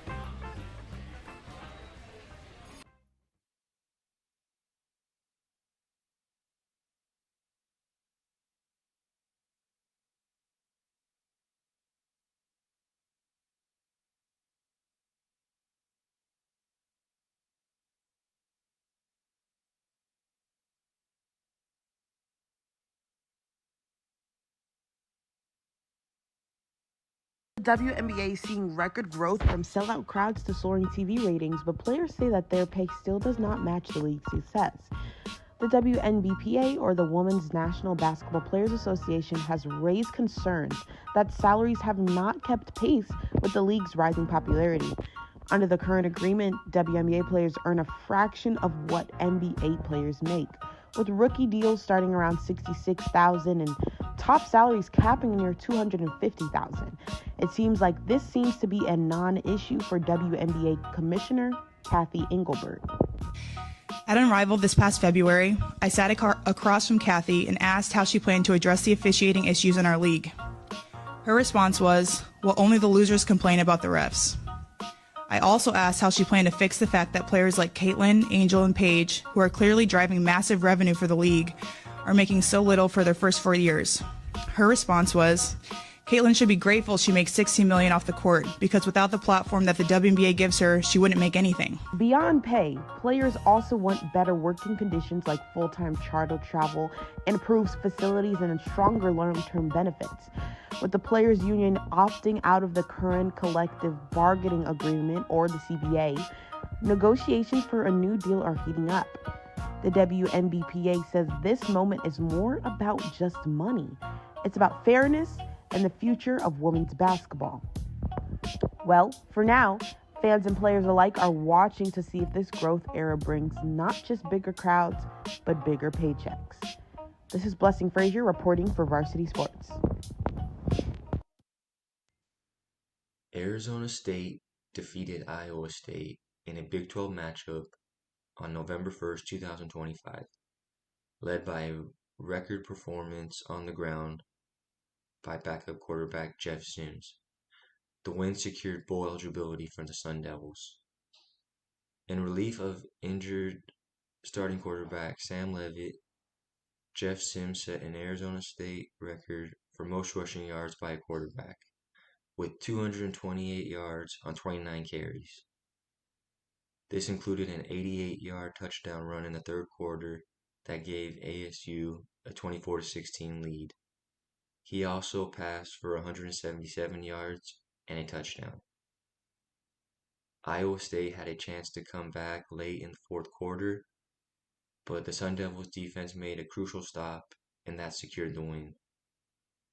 Arizona State committed 3 turnovers on offense, including a fumble and interception by Sims, but that was able to not be their worst problems as they were able to secure the win in the end.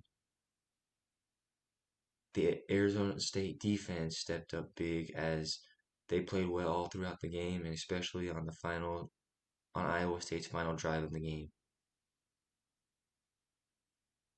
The Sun Devils have a bye this week and then play West Virginia on November 15th at Mountain America Stadium. Reporting for the Varsity Sports Show, I'm Ryan Gaylord.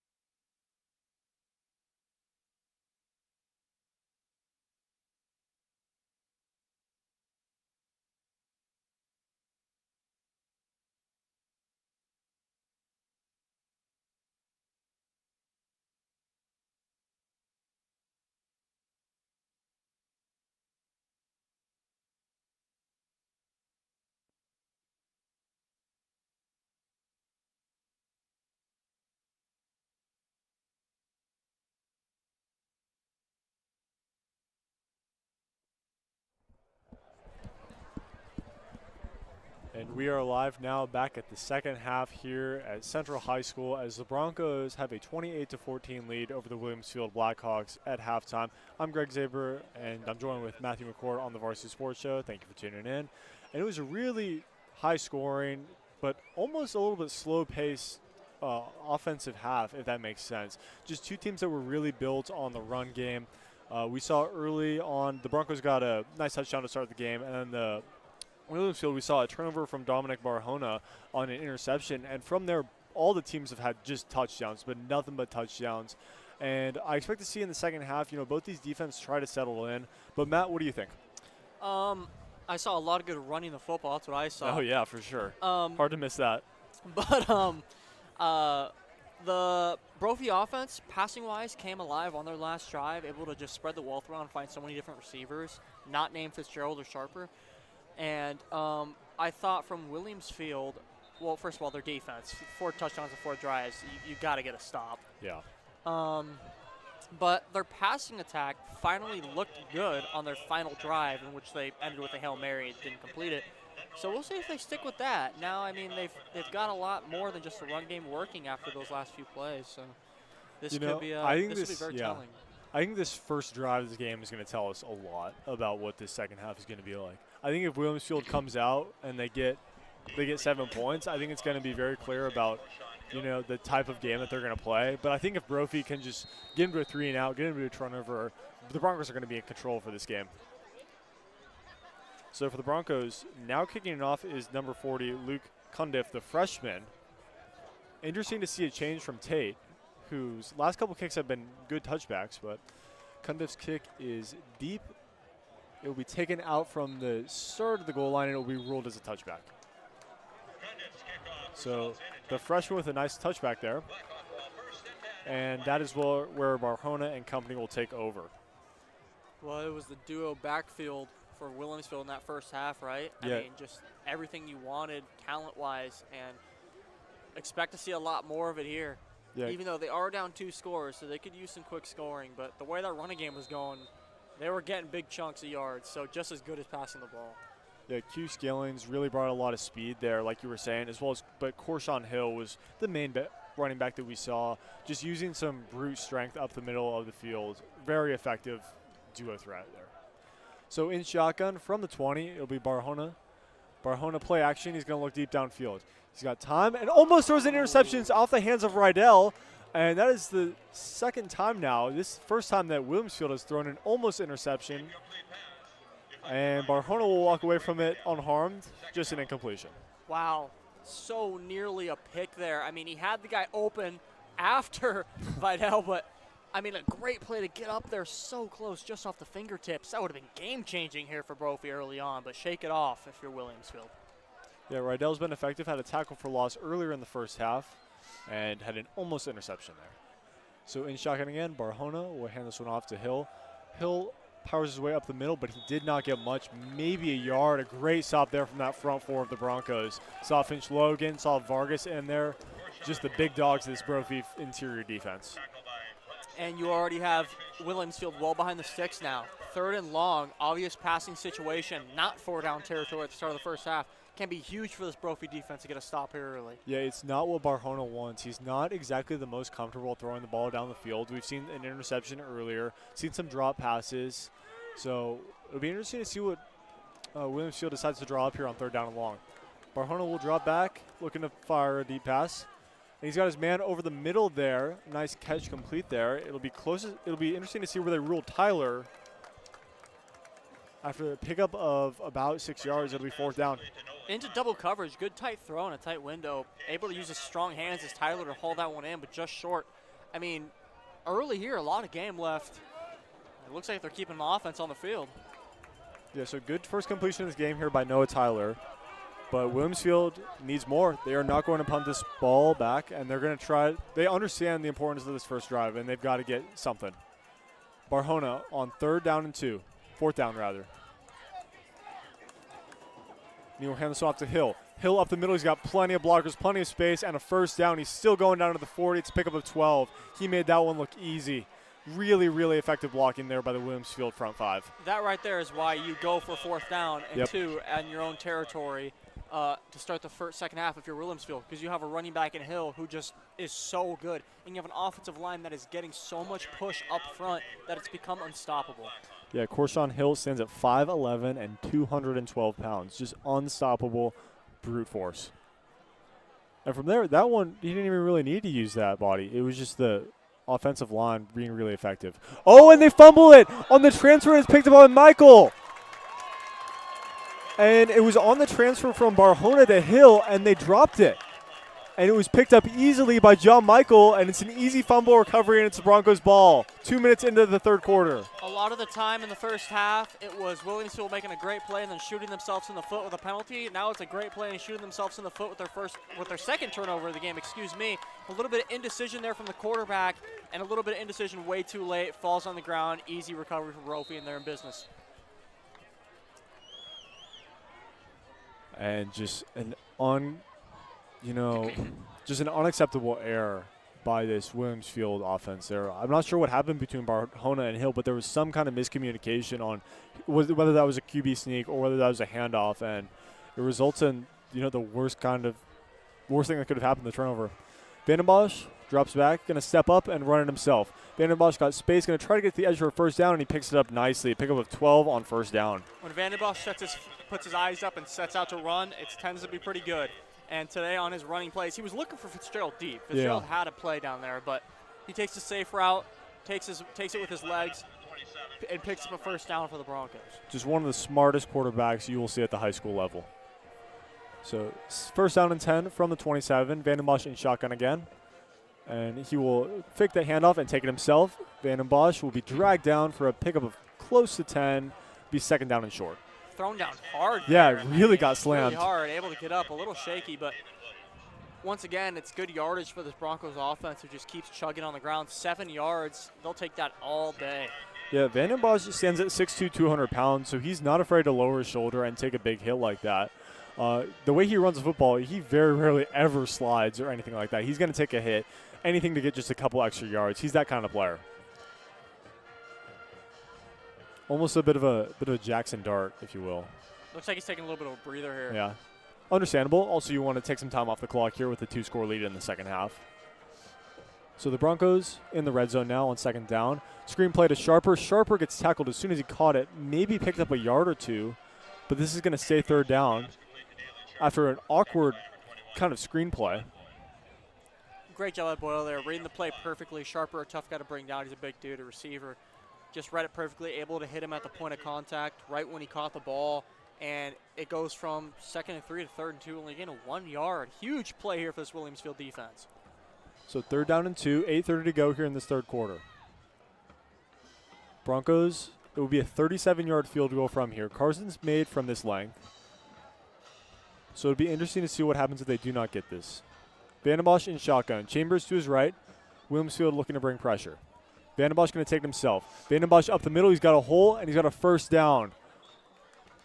Man, Case Vandenbosch is so unstoppable in the run game. He's got a pickup of 10 yards. It's first down and goal for the Broncos here, as they're looking to get 5 out of 5 on their red zone drives. Huge gaping hole there on the right side of Vandenbosch. He had just plenty of room to run through.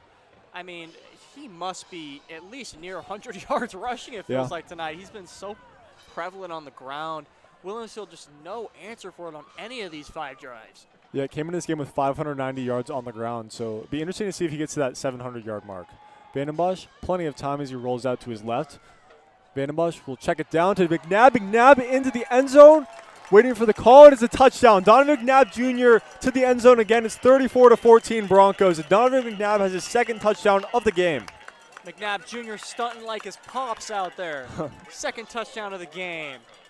And it's a really, really calm roll out there by Vandenbosch. He gets pressured, and he's looking deep into the end zone. He's looking for that big play, but he doesn't do anything stupid. He just finds the easy man there. It's a really, really gentle pass there by McNabb. There's no risk involved whatsoever. McNabb with an easy catch, and McNabb does the rest of the work. Vandenbosch really trusts his receivers, and just such a well-balanced offense. Carson's extra point is good. And the Broncos are up by their biggest margin of the lead tonight, 21, as it's 35-14. Well, that life comes at you fast for Williamsfield. Yeah. Turn the ball over, you're down 21 points. It feels like, man, I mean, we were right there, 14-7, 21-14, and now just 2 straight touchdown scores. No answer on defense still. Brophy found their defense in the locker room thanks to a little bit of a misfortune from Williamsfield. Williamsfield not able to find theirs in the locker room, and they're going to need it now because this is going to get out of hand. It's going to get out of hand fast. Williamsfield, you know, I've referenced it many times so far, but last year came back down 28-7 against the Broncos. That game was in Gilbert, and they've got to do more of the same tonight. The difference and why I feel a little bit more, you know, uncertain about this year is we've not really seen the passing game as much. Last year they really relied on a potent passing game, really spread the ball around well, and they were able to get quick scores. But tonight I really haven't seen that out of Dominic Barahona. But at the same time, you can easily make the argument that this Williamsfield team is better than last year's. Yeah, as well. I think all around they are a better team. You know, obviously the record's going to tell you that. They're 7-2. They're a better team than they were last year. But are they as geared up for a comeback? We'll see. Cundiff will kick this one off. It'll be taken from around the 5 by Smith. Smith is going to pitch it to Hill, who lost the ball, and it's out. Who's got it? And it looks like it's recovered by Brophy. It was number 22, Thatcher Wilson, who was on it, and who has the ball. And the refs are all conferring as they pitched a lateral there, and Brophy has the ball. And Hill lost the ball on a lateral on the kickoff, and Thatcher Wilson picks it up. Just 2 terrible mistakes from Williamsfield to open up the second half. You're supposed to correct the penalties, not start giving up turnovers. I mean, it's just been one after another here early, and Brophy's on the doorstep of going from 21-14 up 42-14, and this third quarter just started. Yeah, this game is getting out of hand very, very fast. So Williamsfield needs something here. You know, even if you stop them to a field goal, it stays a 3-possession game, and you need some momentum right now because this second half is off to a really rough start. What's our score update in Hamilton, Chandler? Chandler up 27-10 on Hamilton in the second quarter. It's a bit. If Hamilton would lose to Chandler and go on to win the state title, it's like Ohio State winning it last year but losing to absolutely. Michigan. That's a great comparison. Right? Like, beating Chandler's almost as important as winning the state title. They got to come back and win that game. Vandenbosch in shotgun, looking for the end zone. It's Fitzgerald. Fitzgerald in the back corner. He caught it. And there was a flag on the play. And it would be a touchdown. We'll see if it stands. Devin Fitzgerald with a touchdown, but everyone in nervous anticipation of this flag right now.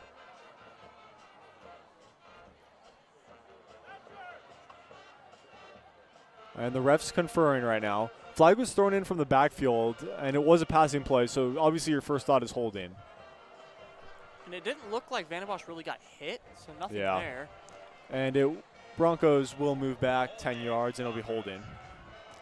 A holding that occurred well after it felt like Vandenbosch threw the ball. Yeah. So it's just something that really was not going to have that much of an involvement in the play. Now Brophy giving Williamsfield a little bit of life with their own mistakes. So first down and goal from the 15. Regardless, though, it was actually a really good throw by Vandenbosch. Yeah, really. He led that throw to the corner of the end zone, Really, away from yeah. the 2 players in the secondary where only Devin Fitzgerald could get it. I really, really liked that accuracy-wise from Vandenbosch.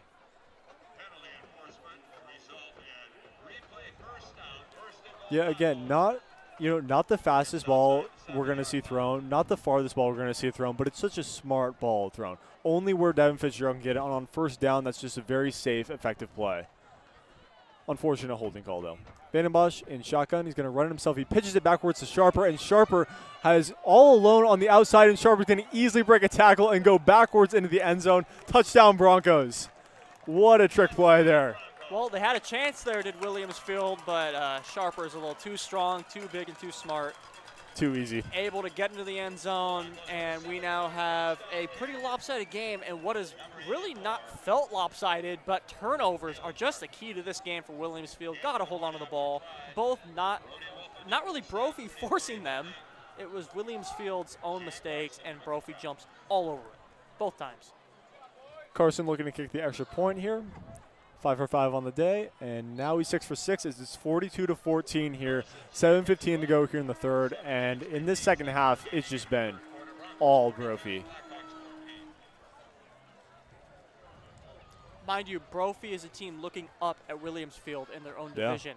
I mean, this is a statement here from Brophy. And this confidence is another, we look at Brophy's schedule. They've had a lot of quality losses. They have that big win against Red Mountain. It's kind of their quality win that they're pointing to. Beat Saguaro last week, but Saguaro is no longer the team that they are a couple years ago. But this is a really statement win coming into the playoffs. They're going to beat a 7-win Williams team here, and they're going to beat them, assuming that they don't collapse, by quite a bit. And this is going to give a young team a lot of confidence heading into this open playoff. Yeah, for Williams Field, I mean, their hopes of making the open division right now, I mean, a blowout, not going to look great for the ones deciding who gets in. They're right around that 12-10 mark, and, I mean, you drop any farther down than this score-wise, it's going to be a tough argument to make your way in. Yeah, and right now, Williams Field, even though this game might be out of hand, or it might be out of hand in 5 minutes, they're going to probably keep playing, for everything, because every point that you give up is, that's beauty points that you lose. Smith up the middle, up the sideline, rather, and he's going to break his way. Fire. Trey Smith going all the way, and Smith's going to go into the end zone. Smith just all of a sudden breaks through, finds a hole, and it's a touchdown. Williams Field out of nowhere has made this game a 42-20 game. Well, when your offense is turning the ball over, let's just have one guy take it back all the way. No more pitching. The speed of Smith. Smith just takes it right up the middle, and he takes it all the way. Wow, what a play. That did not take long. 12 seconds later, it's a 22-point game, looking to make it a 21. And Williams Field saying we're not done yet. On the sideline with their heads down, not on the sideline with, hey, we got a chance. I mean, special teams brings the team excitement. What a play. Rodenbaugh, the extra point, looking to make it a 21-point game. Good snap, good hold, and the kick is up and good. And first 5 minutes were all Broncos, but Williams Field gets a big play there out of Trey Smith with some blazing speed. And, we talk a lot about how fast, number 9 on the Broncos is, Ryder Noche. He's had some great returns, but, number 9 for Williams Field, Trey Smith with a great return there. Well, we know what the important part of the game in the second half is for Williams Field. Can this defense get a stop? It's been 6 touchdowns on 6 drives for the Broncos. Yeah. They need to conjure up something to get their offense the ball back. And really, to be honest, with Brophy, it hasn't even really looked that difficult. I mean, they've just ran it up and down the field. Open receivers, Van and Bosch. I mean, it's been whatever they wanted. And in fairness, in the second half, Brophy started that first drive on the 35, and they started the second drive on the 5. So they have about 40 yards of offense. You can't really be too mad at your defense there. Right. They've just got to get a touchback right here. Push the Broncos to their 20 and force them to have a long field. And just so impressive about this with Brophy is that they're scoring all these touchdowns without a lot of the big names making the big plays. It's just been everybody, and that's what makes an offense so elite. So Rodenbaugh to kick this one off. Be fielded by Noche on the right side. Noche's had a great night so far returning. And Noche is going to look to cut it back to the middle. And he is met nicely before the 30 around the 27. And that's the best that this Williams Field special team has looked on the return. A little hyped up from their own special teams on the other side, right? I mean, a chance for them to gain momentum back. I mean, they're feeling it a little bit now. That sideline was looking a little more jumpy than they've looked in a long time. Can they translate it to the field, though? And so the Broncos now had a ton of momentum in that first 5 minutes, and we'll see how this offense answers. Been perfect in this game. 6 for 6, as you said. So Vandenbosch in shotgun. He's got Chambers to his left.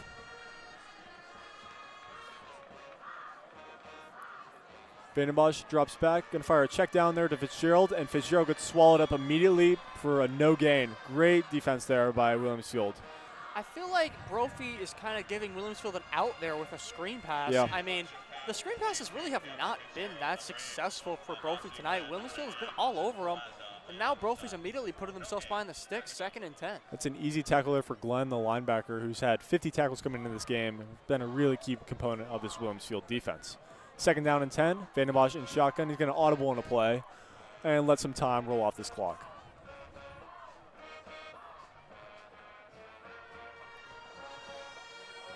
Vandenbosch taking his sweet time. He'll motion the tight end Krostowski over. And Van den Bosch will hand this one up to Chambers. Chambers up the middle, and he will drag a couple guys for a gain of about 7 yards. We'll set up 3rd down and 3. Good run there on second half from Chambers. Haven't called his name a lot 'cause it's been the Van den Bosch show back there. Don't forget he's back there. Big gain of 7. Sets up 3rd and short. If Williamsfield really got to him a little faster there, brought him down, they had guys around him, they would have a chance to get off the field right now. But 3rd and 3, you're asking a lot.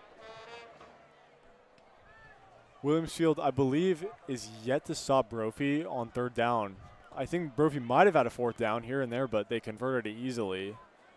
We've yet to see that big 3rd down play here from this defense, and that's what they need. They're going to bring pressure.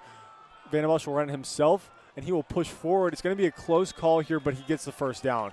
Van den Bosch pick up a 4, and that's all he needed. It's a 1st down for the Broncos. It looks like the point of contact might have been made with Van den Bosch before he got the 1st down, but able to push forward and just lower his shoulder and behind his big offensive lineman. Yeah, such an effective runner at 200 pounds and just super fast as well.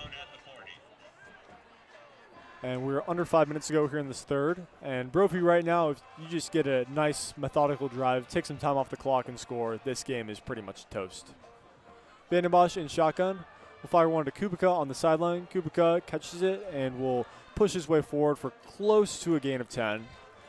Around midfield, and we'll bring up 2nd down and short. Another nice catch by Jason Kubica. Those little comebacker route and stop routes have been there for Brophy all night. Yeah. Kubica has made a living out there, and it looked like that ball was almost tipped as well, but it was accurately thrown and got to him. That's all that matters. And we're going to get a timeout. It's going to be an injury timeout there for Williamsfield from Glenn, and we will go to break.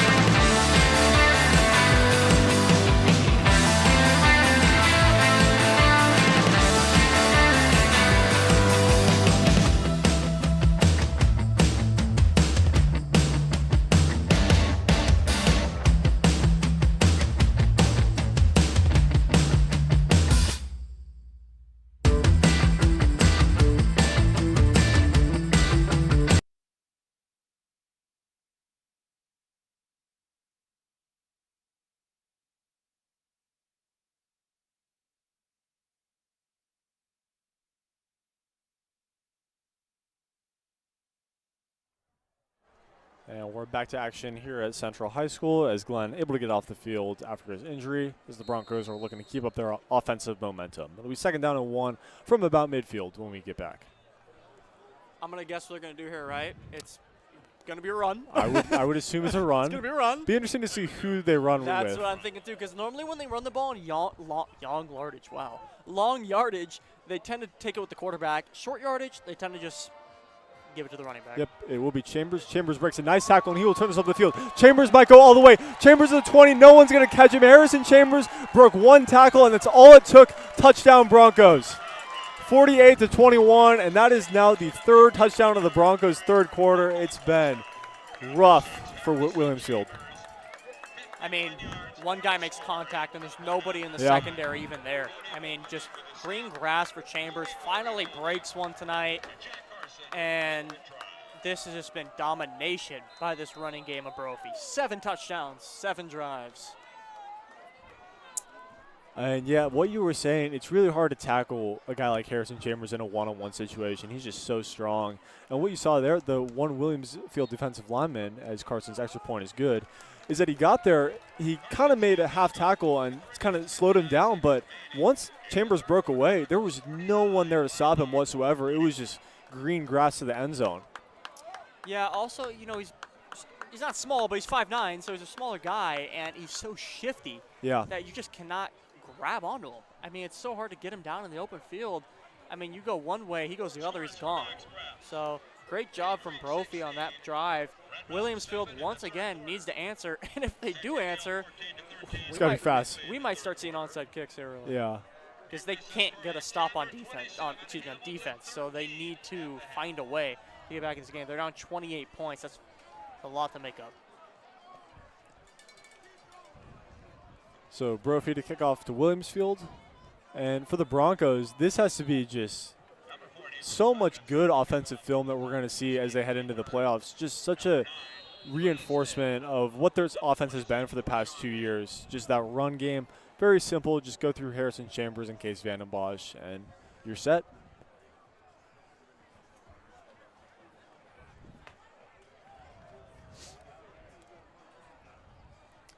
So Cundiff to kick this one off from the 40. 3:59 to go in the third.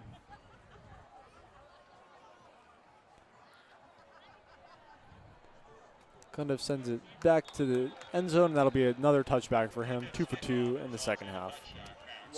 Why would you fair catch there if you're Williamsville after what you just had the last drive? What I don't really. So, correct me if I'm wrong, but I believe the rule in high school is if it is caught in the end zone, it's automatically a touchback. Well, that may be the rule then, yeah. Okay. I thought I'd seen someone take one out of the end zone this year, but you're probably right then. Also, it was Hill that caught it and not Smith, yeah. So maybe they would just rather have Hill take the touchback. Who knows? Yeah. So we now see the Williamsfield offense back out there, Dominic Barahona, and he will drop back and fire one deep downfield. He's looking for his man Smith. Trey Smith hauls it in. Was he in bounds? No. Oh, what a catch by Trey Smith, but he's just out of bounds. And what a throw by Barahona.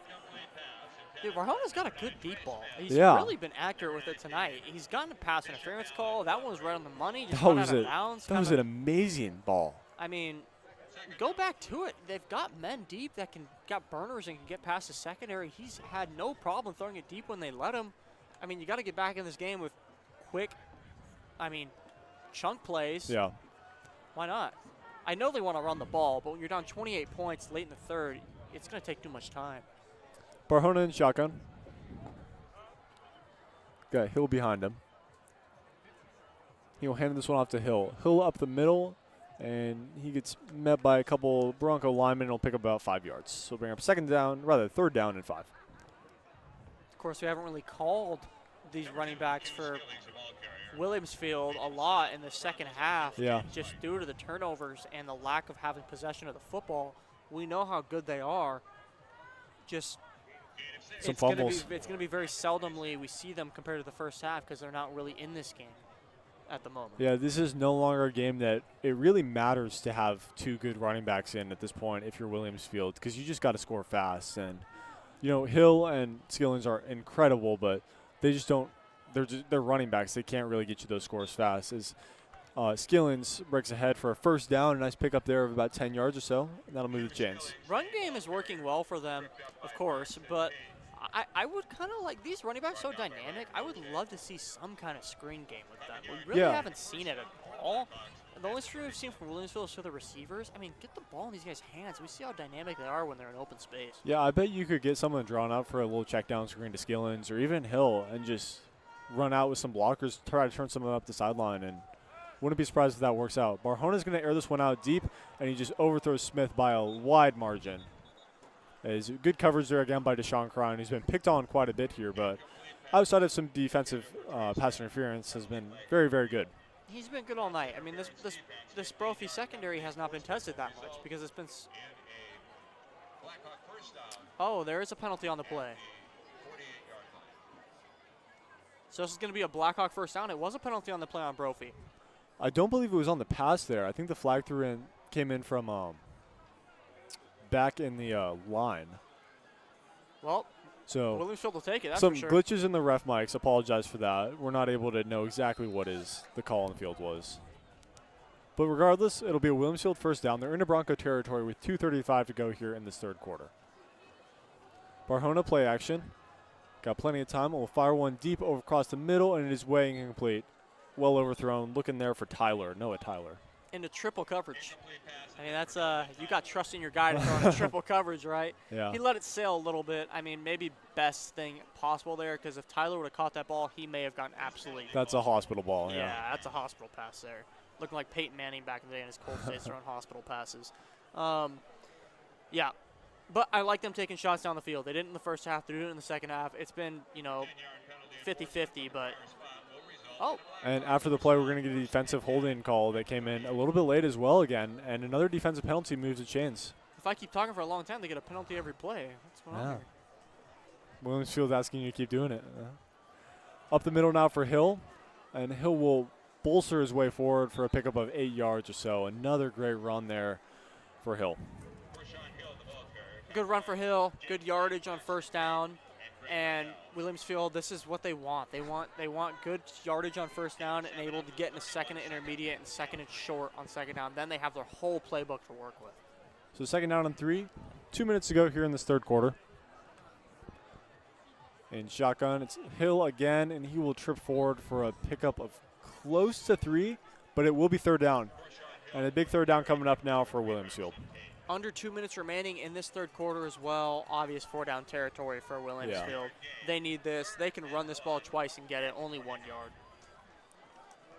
Or Well, do they catch Brophy sleeping and pass it deep? I mean, running it and getting the first down is all good and whatever, but they are worried about time right now. They got to score, and they got to score fast.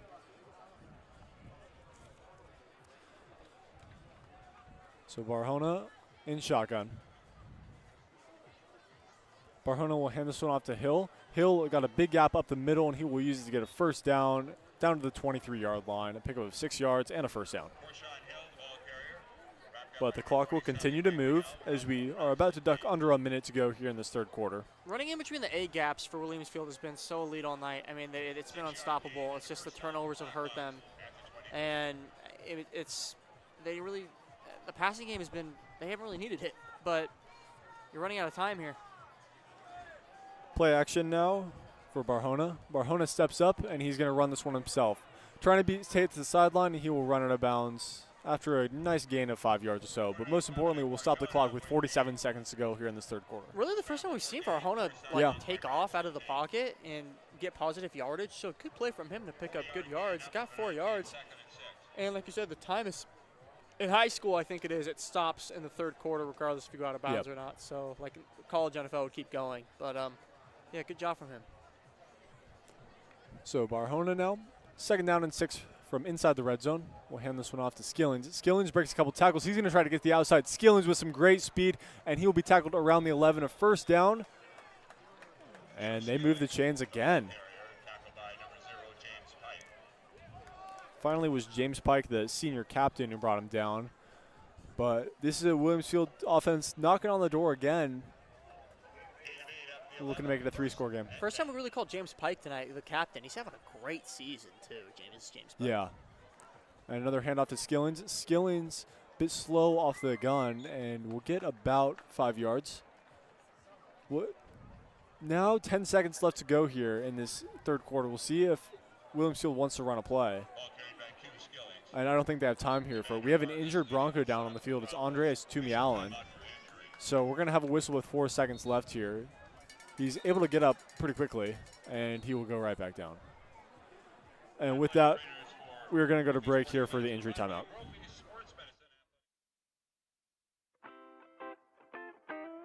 The Angry Crab Shack in Tempe, with an experience so good it remains indescribable, with something for every seafood lover. Try one of their amazing custom seafood boils, sandwiches, appetizers, and salads.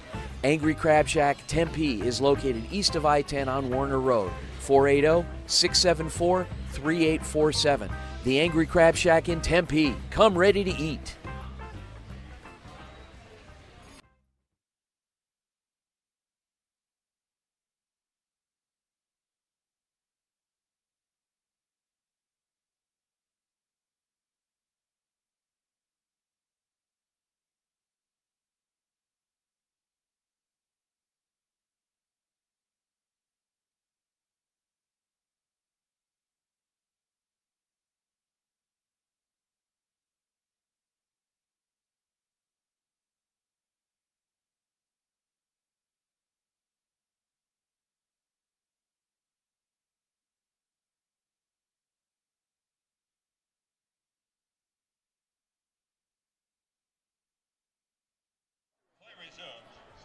And we are back in action as we have second down and 4 from the 8 here as the Blackhawks are looking to end this third quarter with a score. Barhona in shotgun. Skillings behind him. He will hand this one off to Skillings. Skillings up the middle, and he got met with a wall of black there. The Broncos with a huge defensive stop. It looks like it was Gregory Idell with a big tackle for loss, and the Broncos will go to the fourth quarter up 49-21 here at Central High School. They were not going to run a play there at the end of the third quarter originally, but the injury timeout gave them a chance to, and they might have been better off not. Yeah. What a play from Brophy, standing tall, making noise. And with a quarter remaining here for Williamsfield, who's 6th in the Open Division rankings, Brophy sitting 7th. This is a chance for not only Brophy to leapfrog Williamsfield in that, but for Williamsfield to just, make this look like a strong loss so you stay within that top 12, which I think they will. Yeah, both these teams likely to make the Open, as we will head downfield for our field reporter. I'm Abigail Hardy, and it is now the end of the third quarter, and it's been an exciting quarter for Brophy as Donovan McNabb Jr. has entered his second touchdown of the night, and Thatcher Wilson with that fumble return at the 5-yard line, allowing Dylan Sharper to get that touchdown. And even though the Blackhawks did get that punt return, it didn't stop Brophy to get back on top from Harrison Chambers to get that 51-yard touchdown. Now Brophy is up entering the fourth quarter. I'm sending it back to you guys. And we are back in action as the Broncos looking to make a goal line stand from the 4-yard line on 3rd down and 3.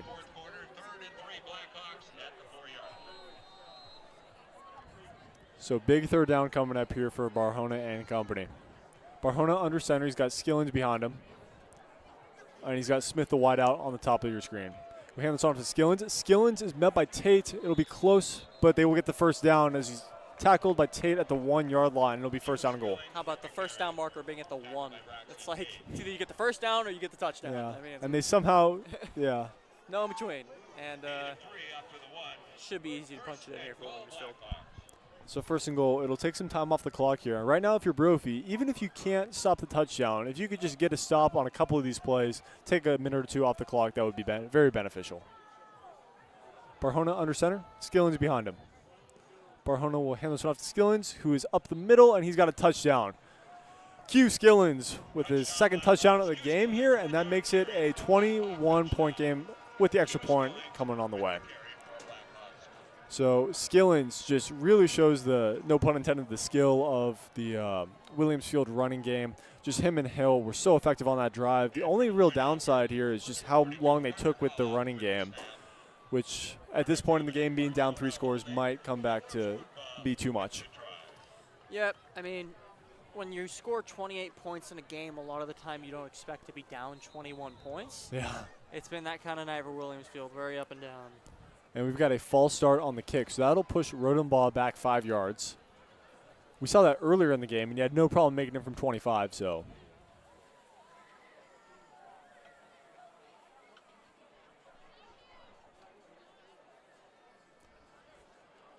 So,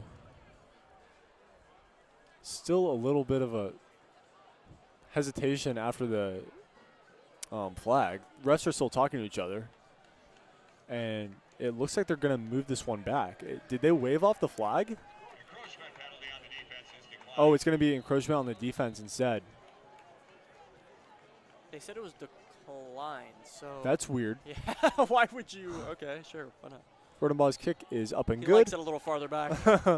Hey, that 1 yard, he needs it to be from 1 yard back, yeah.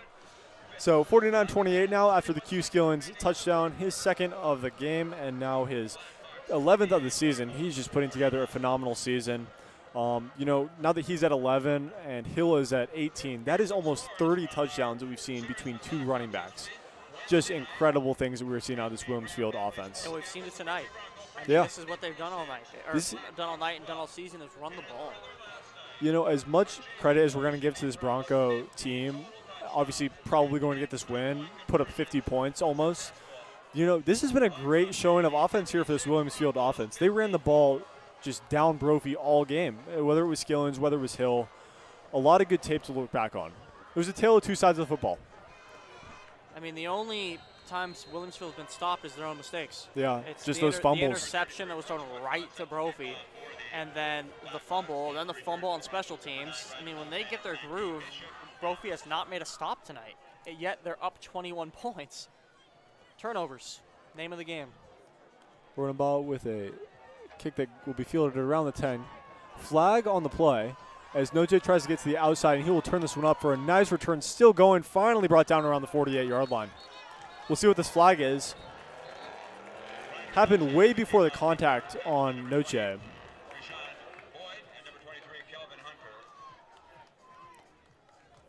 And we'll see what the call is. Funny enough, it's 3 turnovers for Williamsfield tonight, and they're down 3 touchdowns. Scores, yeah. So there you go. And it's going to be a block in the back that will push Brophy back 10 yards.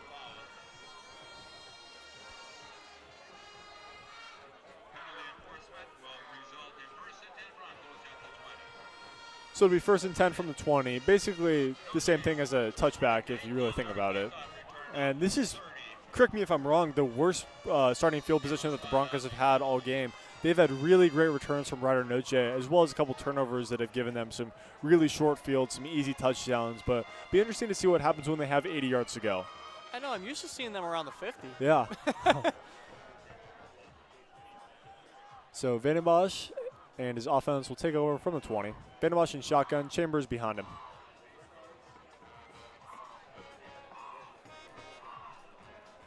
And Williamsfield looking to bring pressure. He hands up to Chambers. Chambers up the middle, and he's just going to bulldoze his way for a first down and gets about 15 yards. Finally brought down around the 35. Just so incredible of a runner. Yep, right up the middle. Nothing Williamsfield could do about it. It's been the same story all night. I mean, it's just, he's going to break one of these up the middle for a touchdown at this rate, the way it's going. And, I mean, he did it last drive. They know what's coming. They just can't stop it. Yep. Broncos are going to bring in Ryder Noche as the running back. We've seen him run the ball a couple times, as well as lining up as a wide receiver, but this is interesting. They'll motion the tight end Powell, and Vandenbosch in shotgun will hand this one off to Noche. Noche will be tackled around the line of scrimmage. A nice play there by the defensive line to break through on it. That was Glenn with the tackle for a no gain. Finally a good rushing defensive player there from Williamsfield, able to make the tackle on a guy that's not in there that often. Expect to probably see Chambers get back in the game here, but no, they will keep number 9 and Noche out there. They are. So giving Chambers a little bit of a break. Williamsfield, can they take this little stop on first down and turn it into a positive 2nd and 8? You have a chance to get Brophy behind the sticks, somewhere they haven't been all game. Powell in motion as Vandenbosch in shotgun will hand this off to Noche. Oh, no, he's going to take it himself. A nice quarterback fake, and he will bulldoze his way. Breaks about 4 or 5 tackles and got close to the yard-to-game marker. He's going to be shy about 2 yards. It'll be 3rd down and 2. That should have been a loss of yards. Yeah. He breaks 3 tackles and sets up 3rd and 2 maybe. Incredible stuff. That's just like, it's so demoralizing for Williamsfield when you have him back there and he just trucks his way forward, man.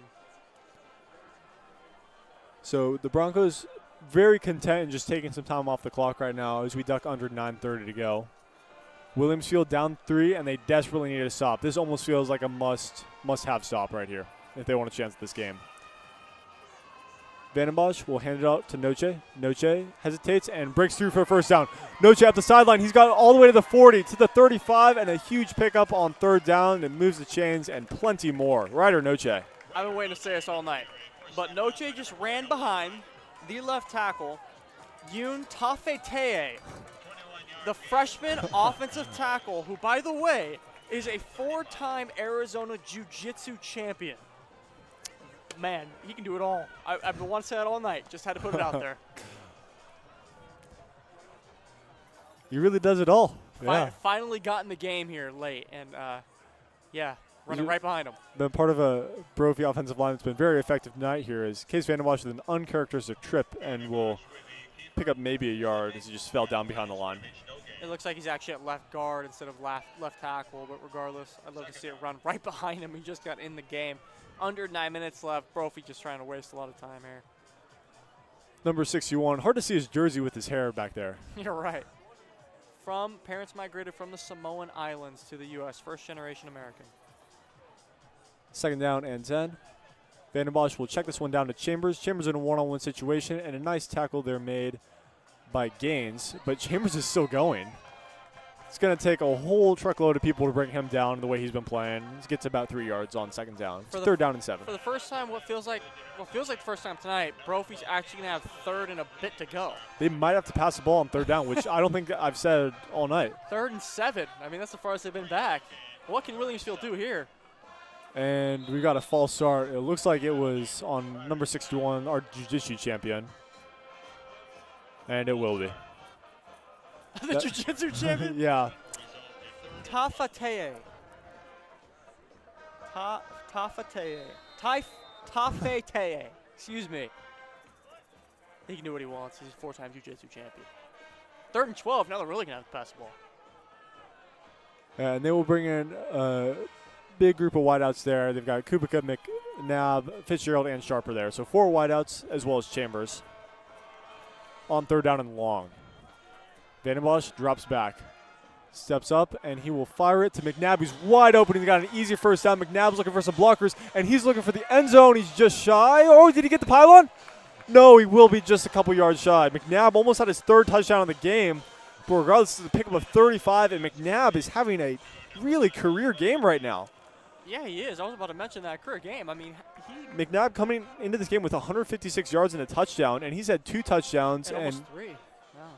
Looking close to that, 70 yards, 100 yards. Really, really nice game from the junior. This is a junior, by the way, that has offers from places like Arizona, Washington, Iowa, Iowa State.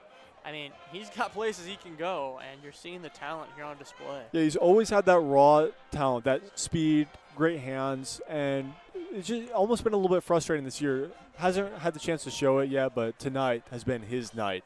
It's been everyone's night for Brophy. They hand off to Chambers. Chambers up the middle, and he will get in there for another touchdown. Harrison Chambers to the end zone again, and the Broncos have eclipsed the 50-point marker. It's 55-28 now. How many touchdowns is that, Greg? For Brophy? Yes. 8. 8 touchdowns. I mean, that is just incredible. 8. I just wanted you to say it out loud to really emphasize it, because that's a lot of touchdowns in one football game. Did you forget what 56 divided by 7 No, is? no, I didn't. I just wanted you to emphasize it because ASU students and their math, yeah. because this offense just has not been stopped. I mean, this has been incredible. Yeah. So. I know 7 times 7 is 49. Okay. You get to 56.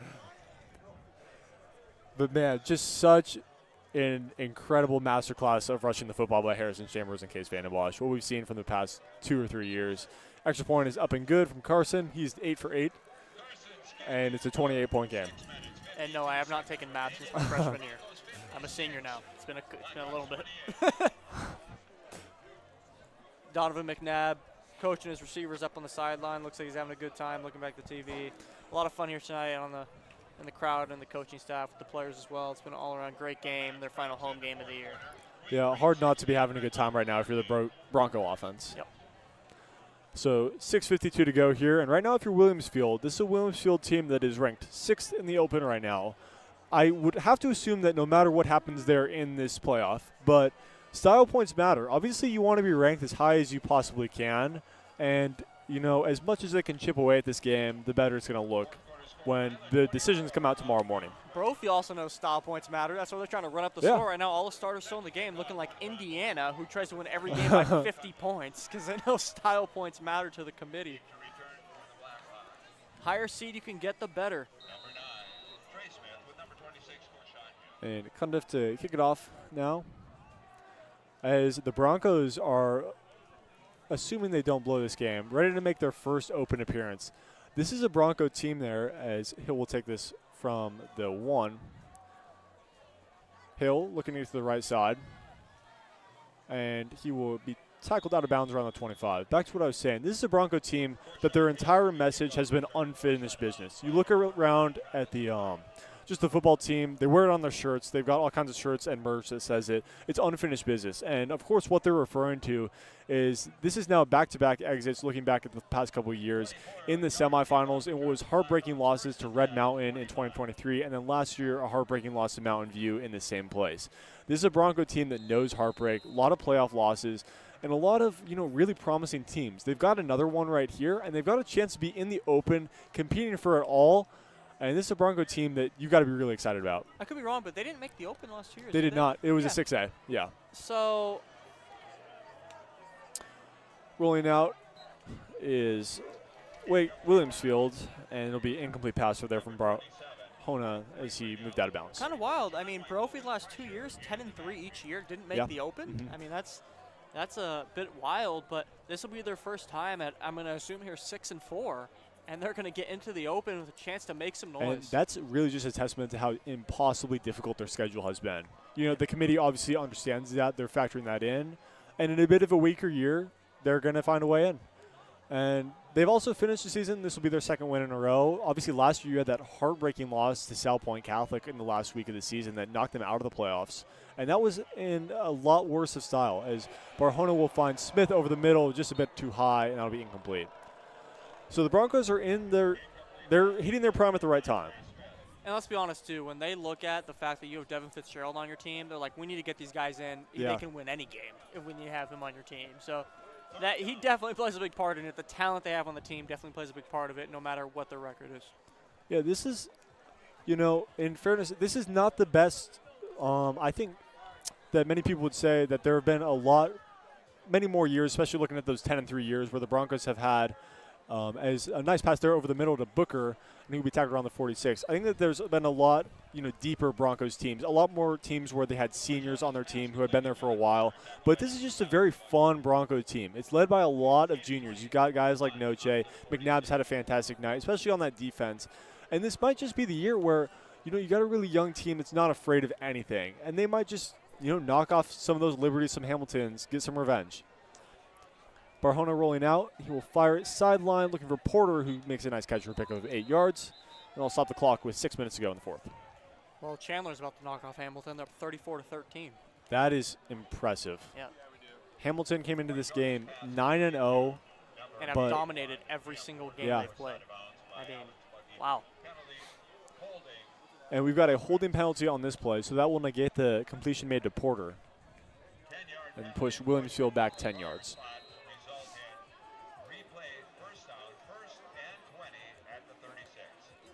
As a person who went to Hamilton High School, that is one of the most fiercest rivalries in the state, that battle Arizona Avenue with Chandler. And to lose that is just, that's their state title right there. So there's a lot of teams, it just shows a lot of teams that rearview mirror that can give you business. And Brophy's one of them. Barahona looking on the screen play, now just going to get blown up there with Bishop Allen, who tackles Tyler immediately for a big loss. Bishop Allen. First time we've really called his name tonight, but he's been really effective in coverage tonight for the Broncos. Yes, he has. Everyone's been effective in coverage tonight for the Broncos. What a day it's been. Yeah, it's really just been the run game that's been that weak point, that Achilles heel of the defense. But Williamsfield obviously not really looking to run the ball here with barely any time left in this game. 5:30 to go now in this one. Barahona in shotgun, drops it back, plenty of time, and fires one to the sideline for Tyler. Tyler's going to make a nice catch, but it'll be plenty shy as it was second down and 24. That was a really nice throw by Barahona.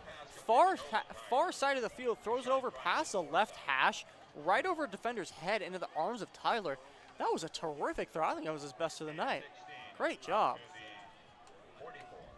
So a big pickup there, and it'll be 3rd down and 12 from the 44. Barahona definitely looked a lot more confident in the second half. He'll hand this one off to Hill. Hill up the middle and will not get much. Maybe pick up about 5 yards to be 4th down and long. All right, 3rd and about 12 here for the Williamsfield Blackhawks. It's 4th and 7 now. Yeah. So, I mean, an obvious passing situation, right? And we have not seen a punter in this game for either team, which is crazy. A lot, because both teams have really scored every time they've had the ball outside of turnovers. Outside of turnovers, every team has scored the ball every time they've had it. Barahona looking deep. It's picked off there. And the Broncos intercept this one. It's the second interception of the game there. It's Josh Anderson, the linebacker, taking it away. The sophomore with his first one of the season. And he doesn't get a lot of time there with that defense there, but late in this game, they bring out the second unit, and he's going to make a name for himself. Josh Anderson, first interception of his career. Going to remember that one for a while. Team's loving it on the sideline. They were jumping all over him. Awesome to see. Brophy can put this one away now. 4 turnovers forced on the night for the Broncos. You're +4 in the turnover differential, you're not going to lose. Just how it goes. Gotta love the Guardian cap over there. Guardian cap drip. So the Bronco offense. Oh, wow. He's standing up on the bench now. Wow, that's awesome. And we're going to get a change in quarterback now. The Broncos bring in Noah Stewart And he'll hand this off to Kinkle, another guardian cap user who does not get much. Nice tackle for loss there. I don't mind you know what? These guardian caps, they don't look bad because they don't have like that weird, like the ones in the NFL look kind of poofy. Like they look weird. I don't mind these. These look kind of cool. Yeah. You got to do what you got to do to protect yourself, kid. Kids out there, wear the guardian cap. Maybe. It's what you want to do. Stewart in as a junior, the backup, was 3 for 5 last week in the win against Saguaro for 39 yards, and on the season has been 8 for 16 and has not had a touchdown or interception. 4:04 to go after the no gain from Kinkle. In shotgun, Stewart content to just let this clock roll. We'll call for the motion. And he fakes the handoff and will take himself up the middle, and he does not get much. Glenn's there to meet him for the tackle for loss. I believe there was a flag thrown by the line judge. And yeah, we do have some whistles after the play. Yep, the rest will talk this one over.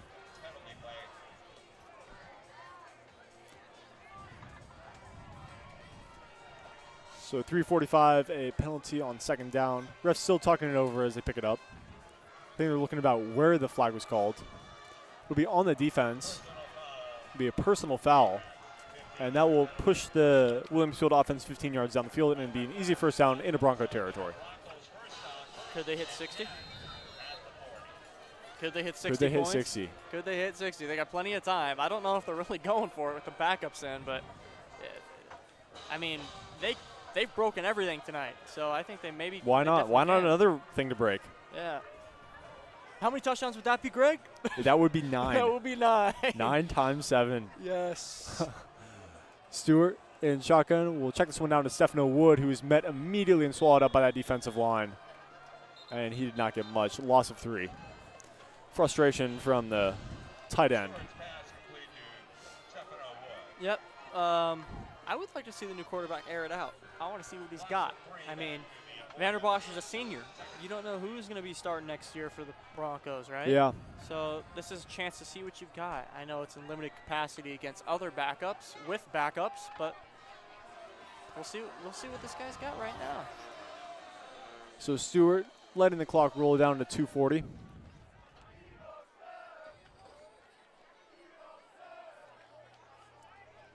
And it'll be shotgun again on second down and 13. Stewart drops back, fires looking for close to the sideline. A nice pass breakup there made by number 45 for the Blackhawks there. That's Braden Morales. Great pass deflection. Jalen Fitzgerald, the brother of Tyler Devin on that catch. Good to see him get in there. Yeah, and he would, of course, be the, obviously in relation to Larry Fitzgerald. Larry standing in his spot behind the end zone. Oh, yeah. Game. Same spot. Stewart will hand this off to Kinkle. Kinkle breaks a couple tackles off the initial flags, and a flag comes flying in after a pickup of 2 yards. But we'll see what the flag on the play is. 2:19 to go. Good, tough running there from Kinkle. I love to see it. Yeah. And this is a Bronco team that has not really utilized Kinkle too much. It's really been a one-man running back show in terms of Chambers because, you know, they have another running back, but he's just the quarterback, Case Vandenbosch. There's not really a need for a two-headed monster in terms of the run game because you have already 2 threats. Approaching 2 minutes here now. A few more plays for the Broncos and their final home game of the season. So Stewart in shotgun, Kinkle to his right. And Stewart is going to take himself on the fake. Stewart looks to get to the edge and good coverage there by the Williams Field defense. He won't get much. Stewart has 4 carries for 24 yards in his 3 games he's played, so not afraid to take off with it. That'll stop the time as well, so we're going to get a little stoppage. Everyone loves that in a blowout. Yeah. What's stood out to you most tonight, Greg? I think it's just the the skill, how far this offensive line for the Broncos has come. This was an offensive line that just got absolutely battered in week 1 against Basha. They really struggled in some of those big games. And tonight, they really just showed against a big defensive line, Williams Field is not bad whatsoever. They're a top 6 team in the state of Arizona, and they just looked absolutely dominant. Williams Field looked like they're playing a division down. And that's what stuck out to me, is just the dominance of this Brophy offensive line. What started as a major weakness has been their strength tonight. With the backups in, we're getting a lot of penalties now. Yeah. A lot of guys holding. We're going to get a face mask on the defense, and that will bring Brophy another first down as they get deep into Williams Field territory.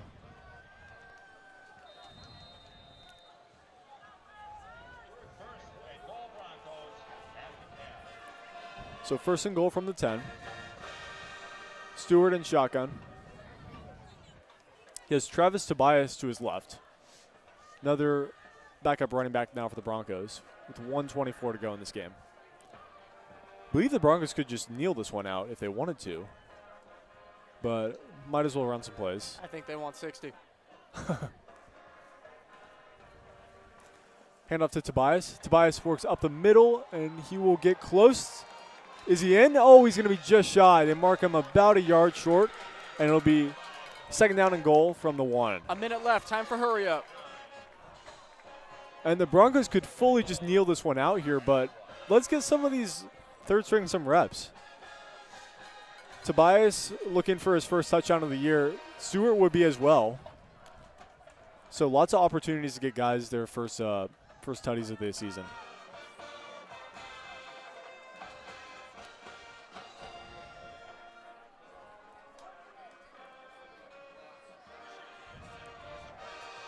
Stewart in second down and goal.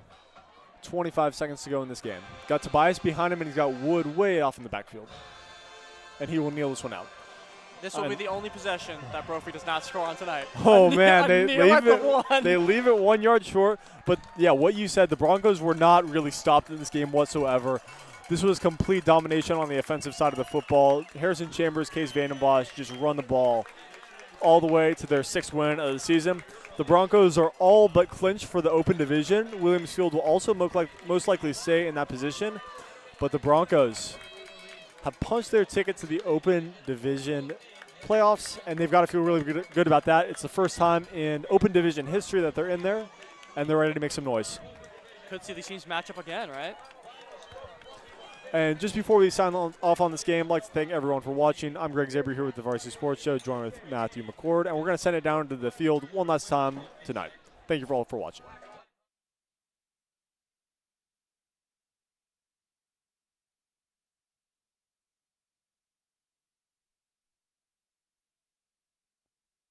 I'm Abigail Hardy, and the Brophies has won 56-28, and now they're going into playoffs. Thank you for watching the game. Stay tuned for our player of the game interviews and post-game interviews with Jason Jewell, the head coach from Brophy. I'm Abigail Hardy with the Varsity Sports Show.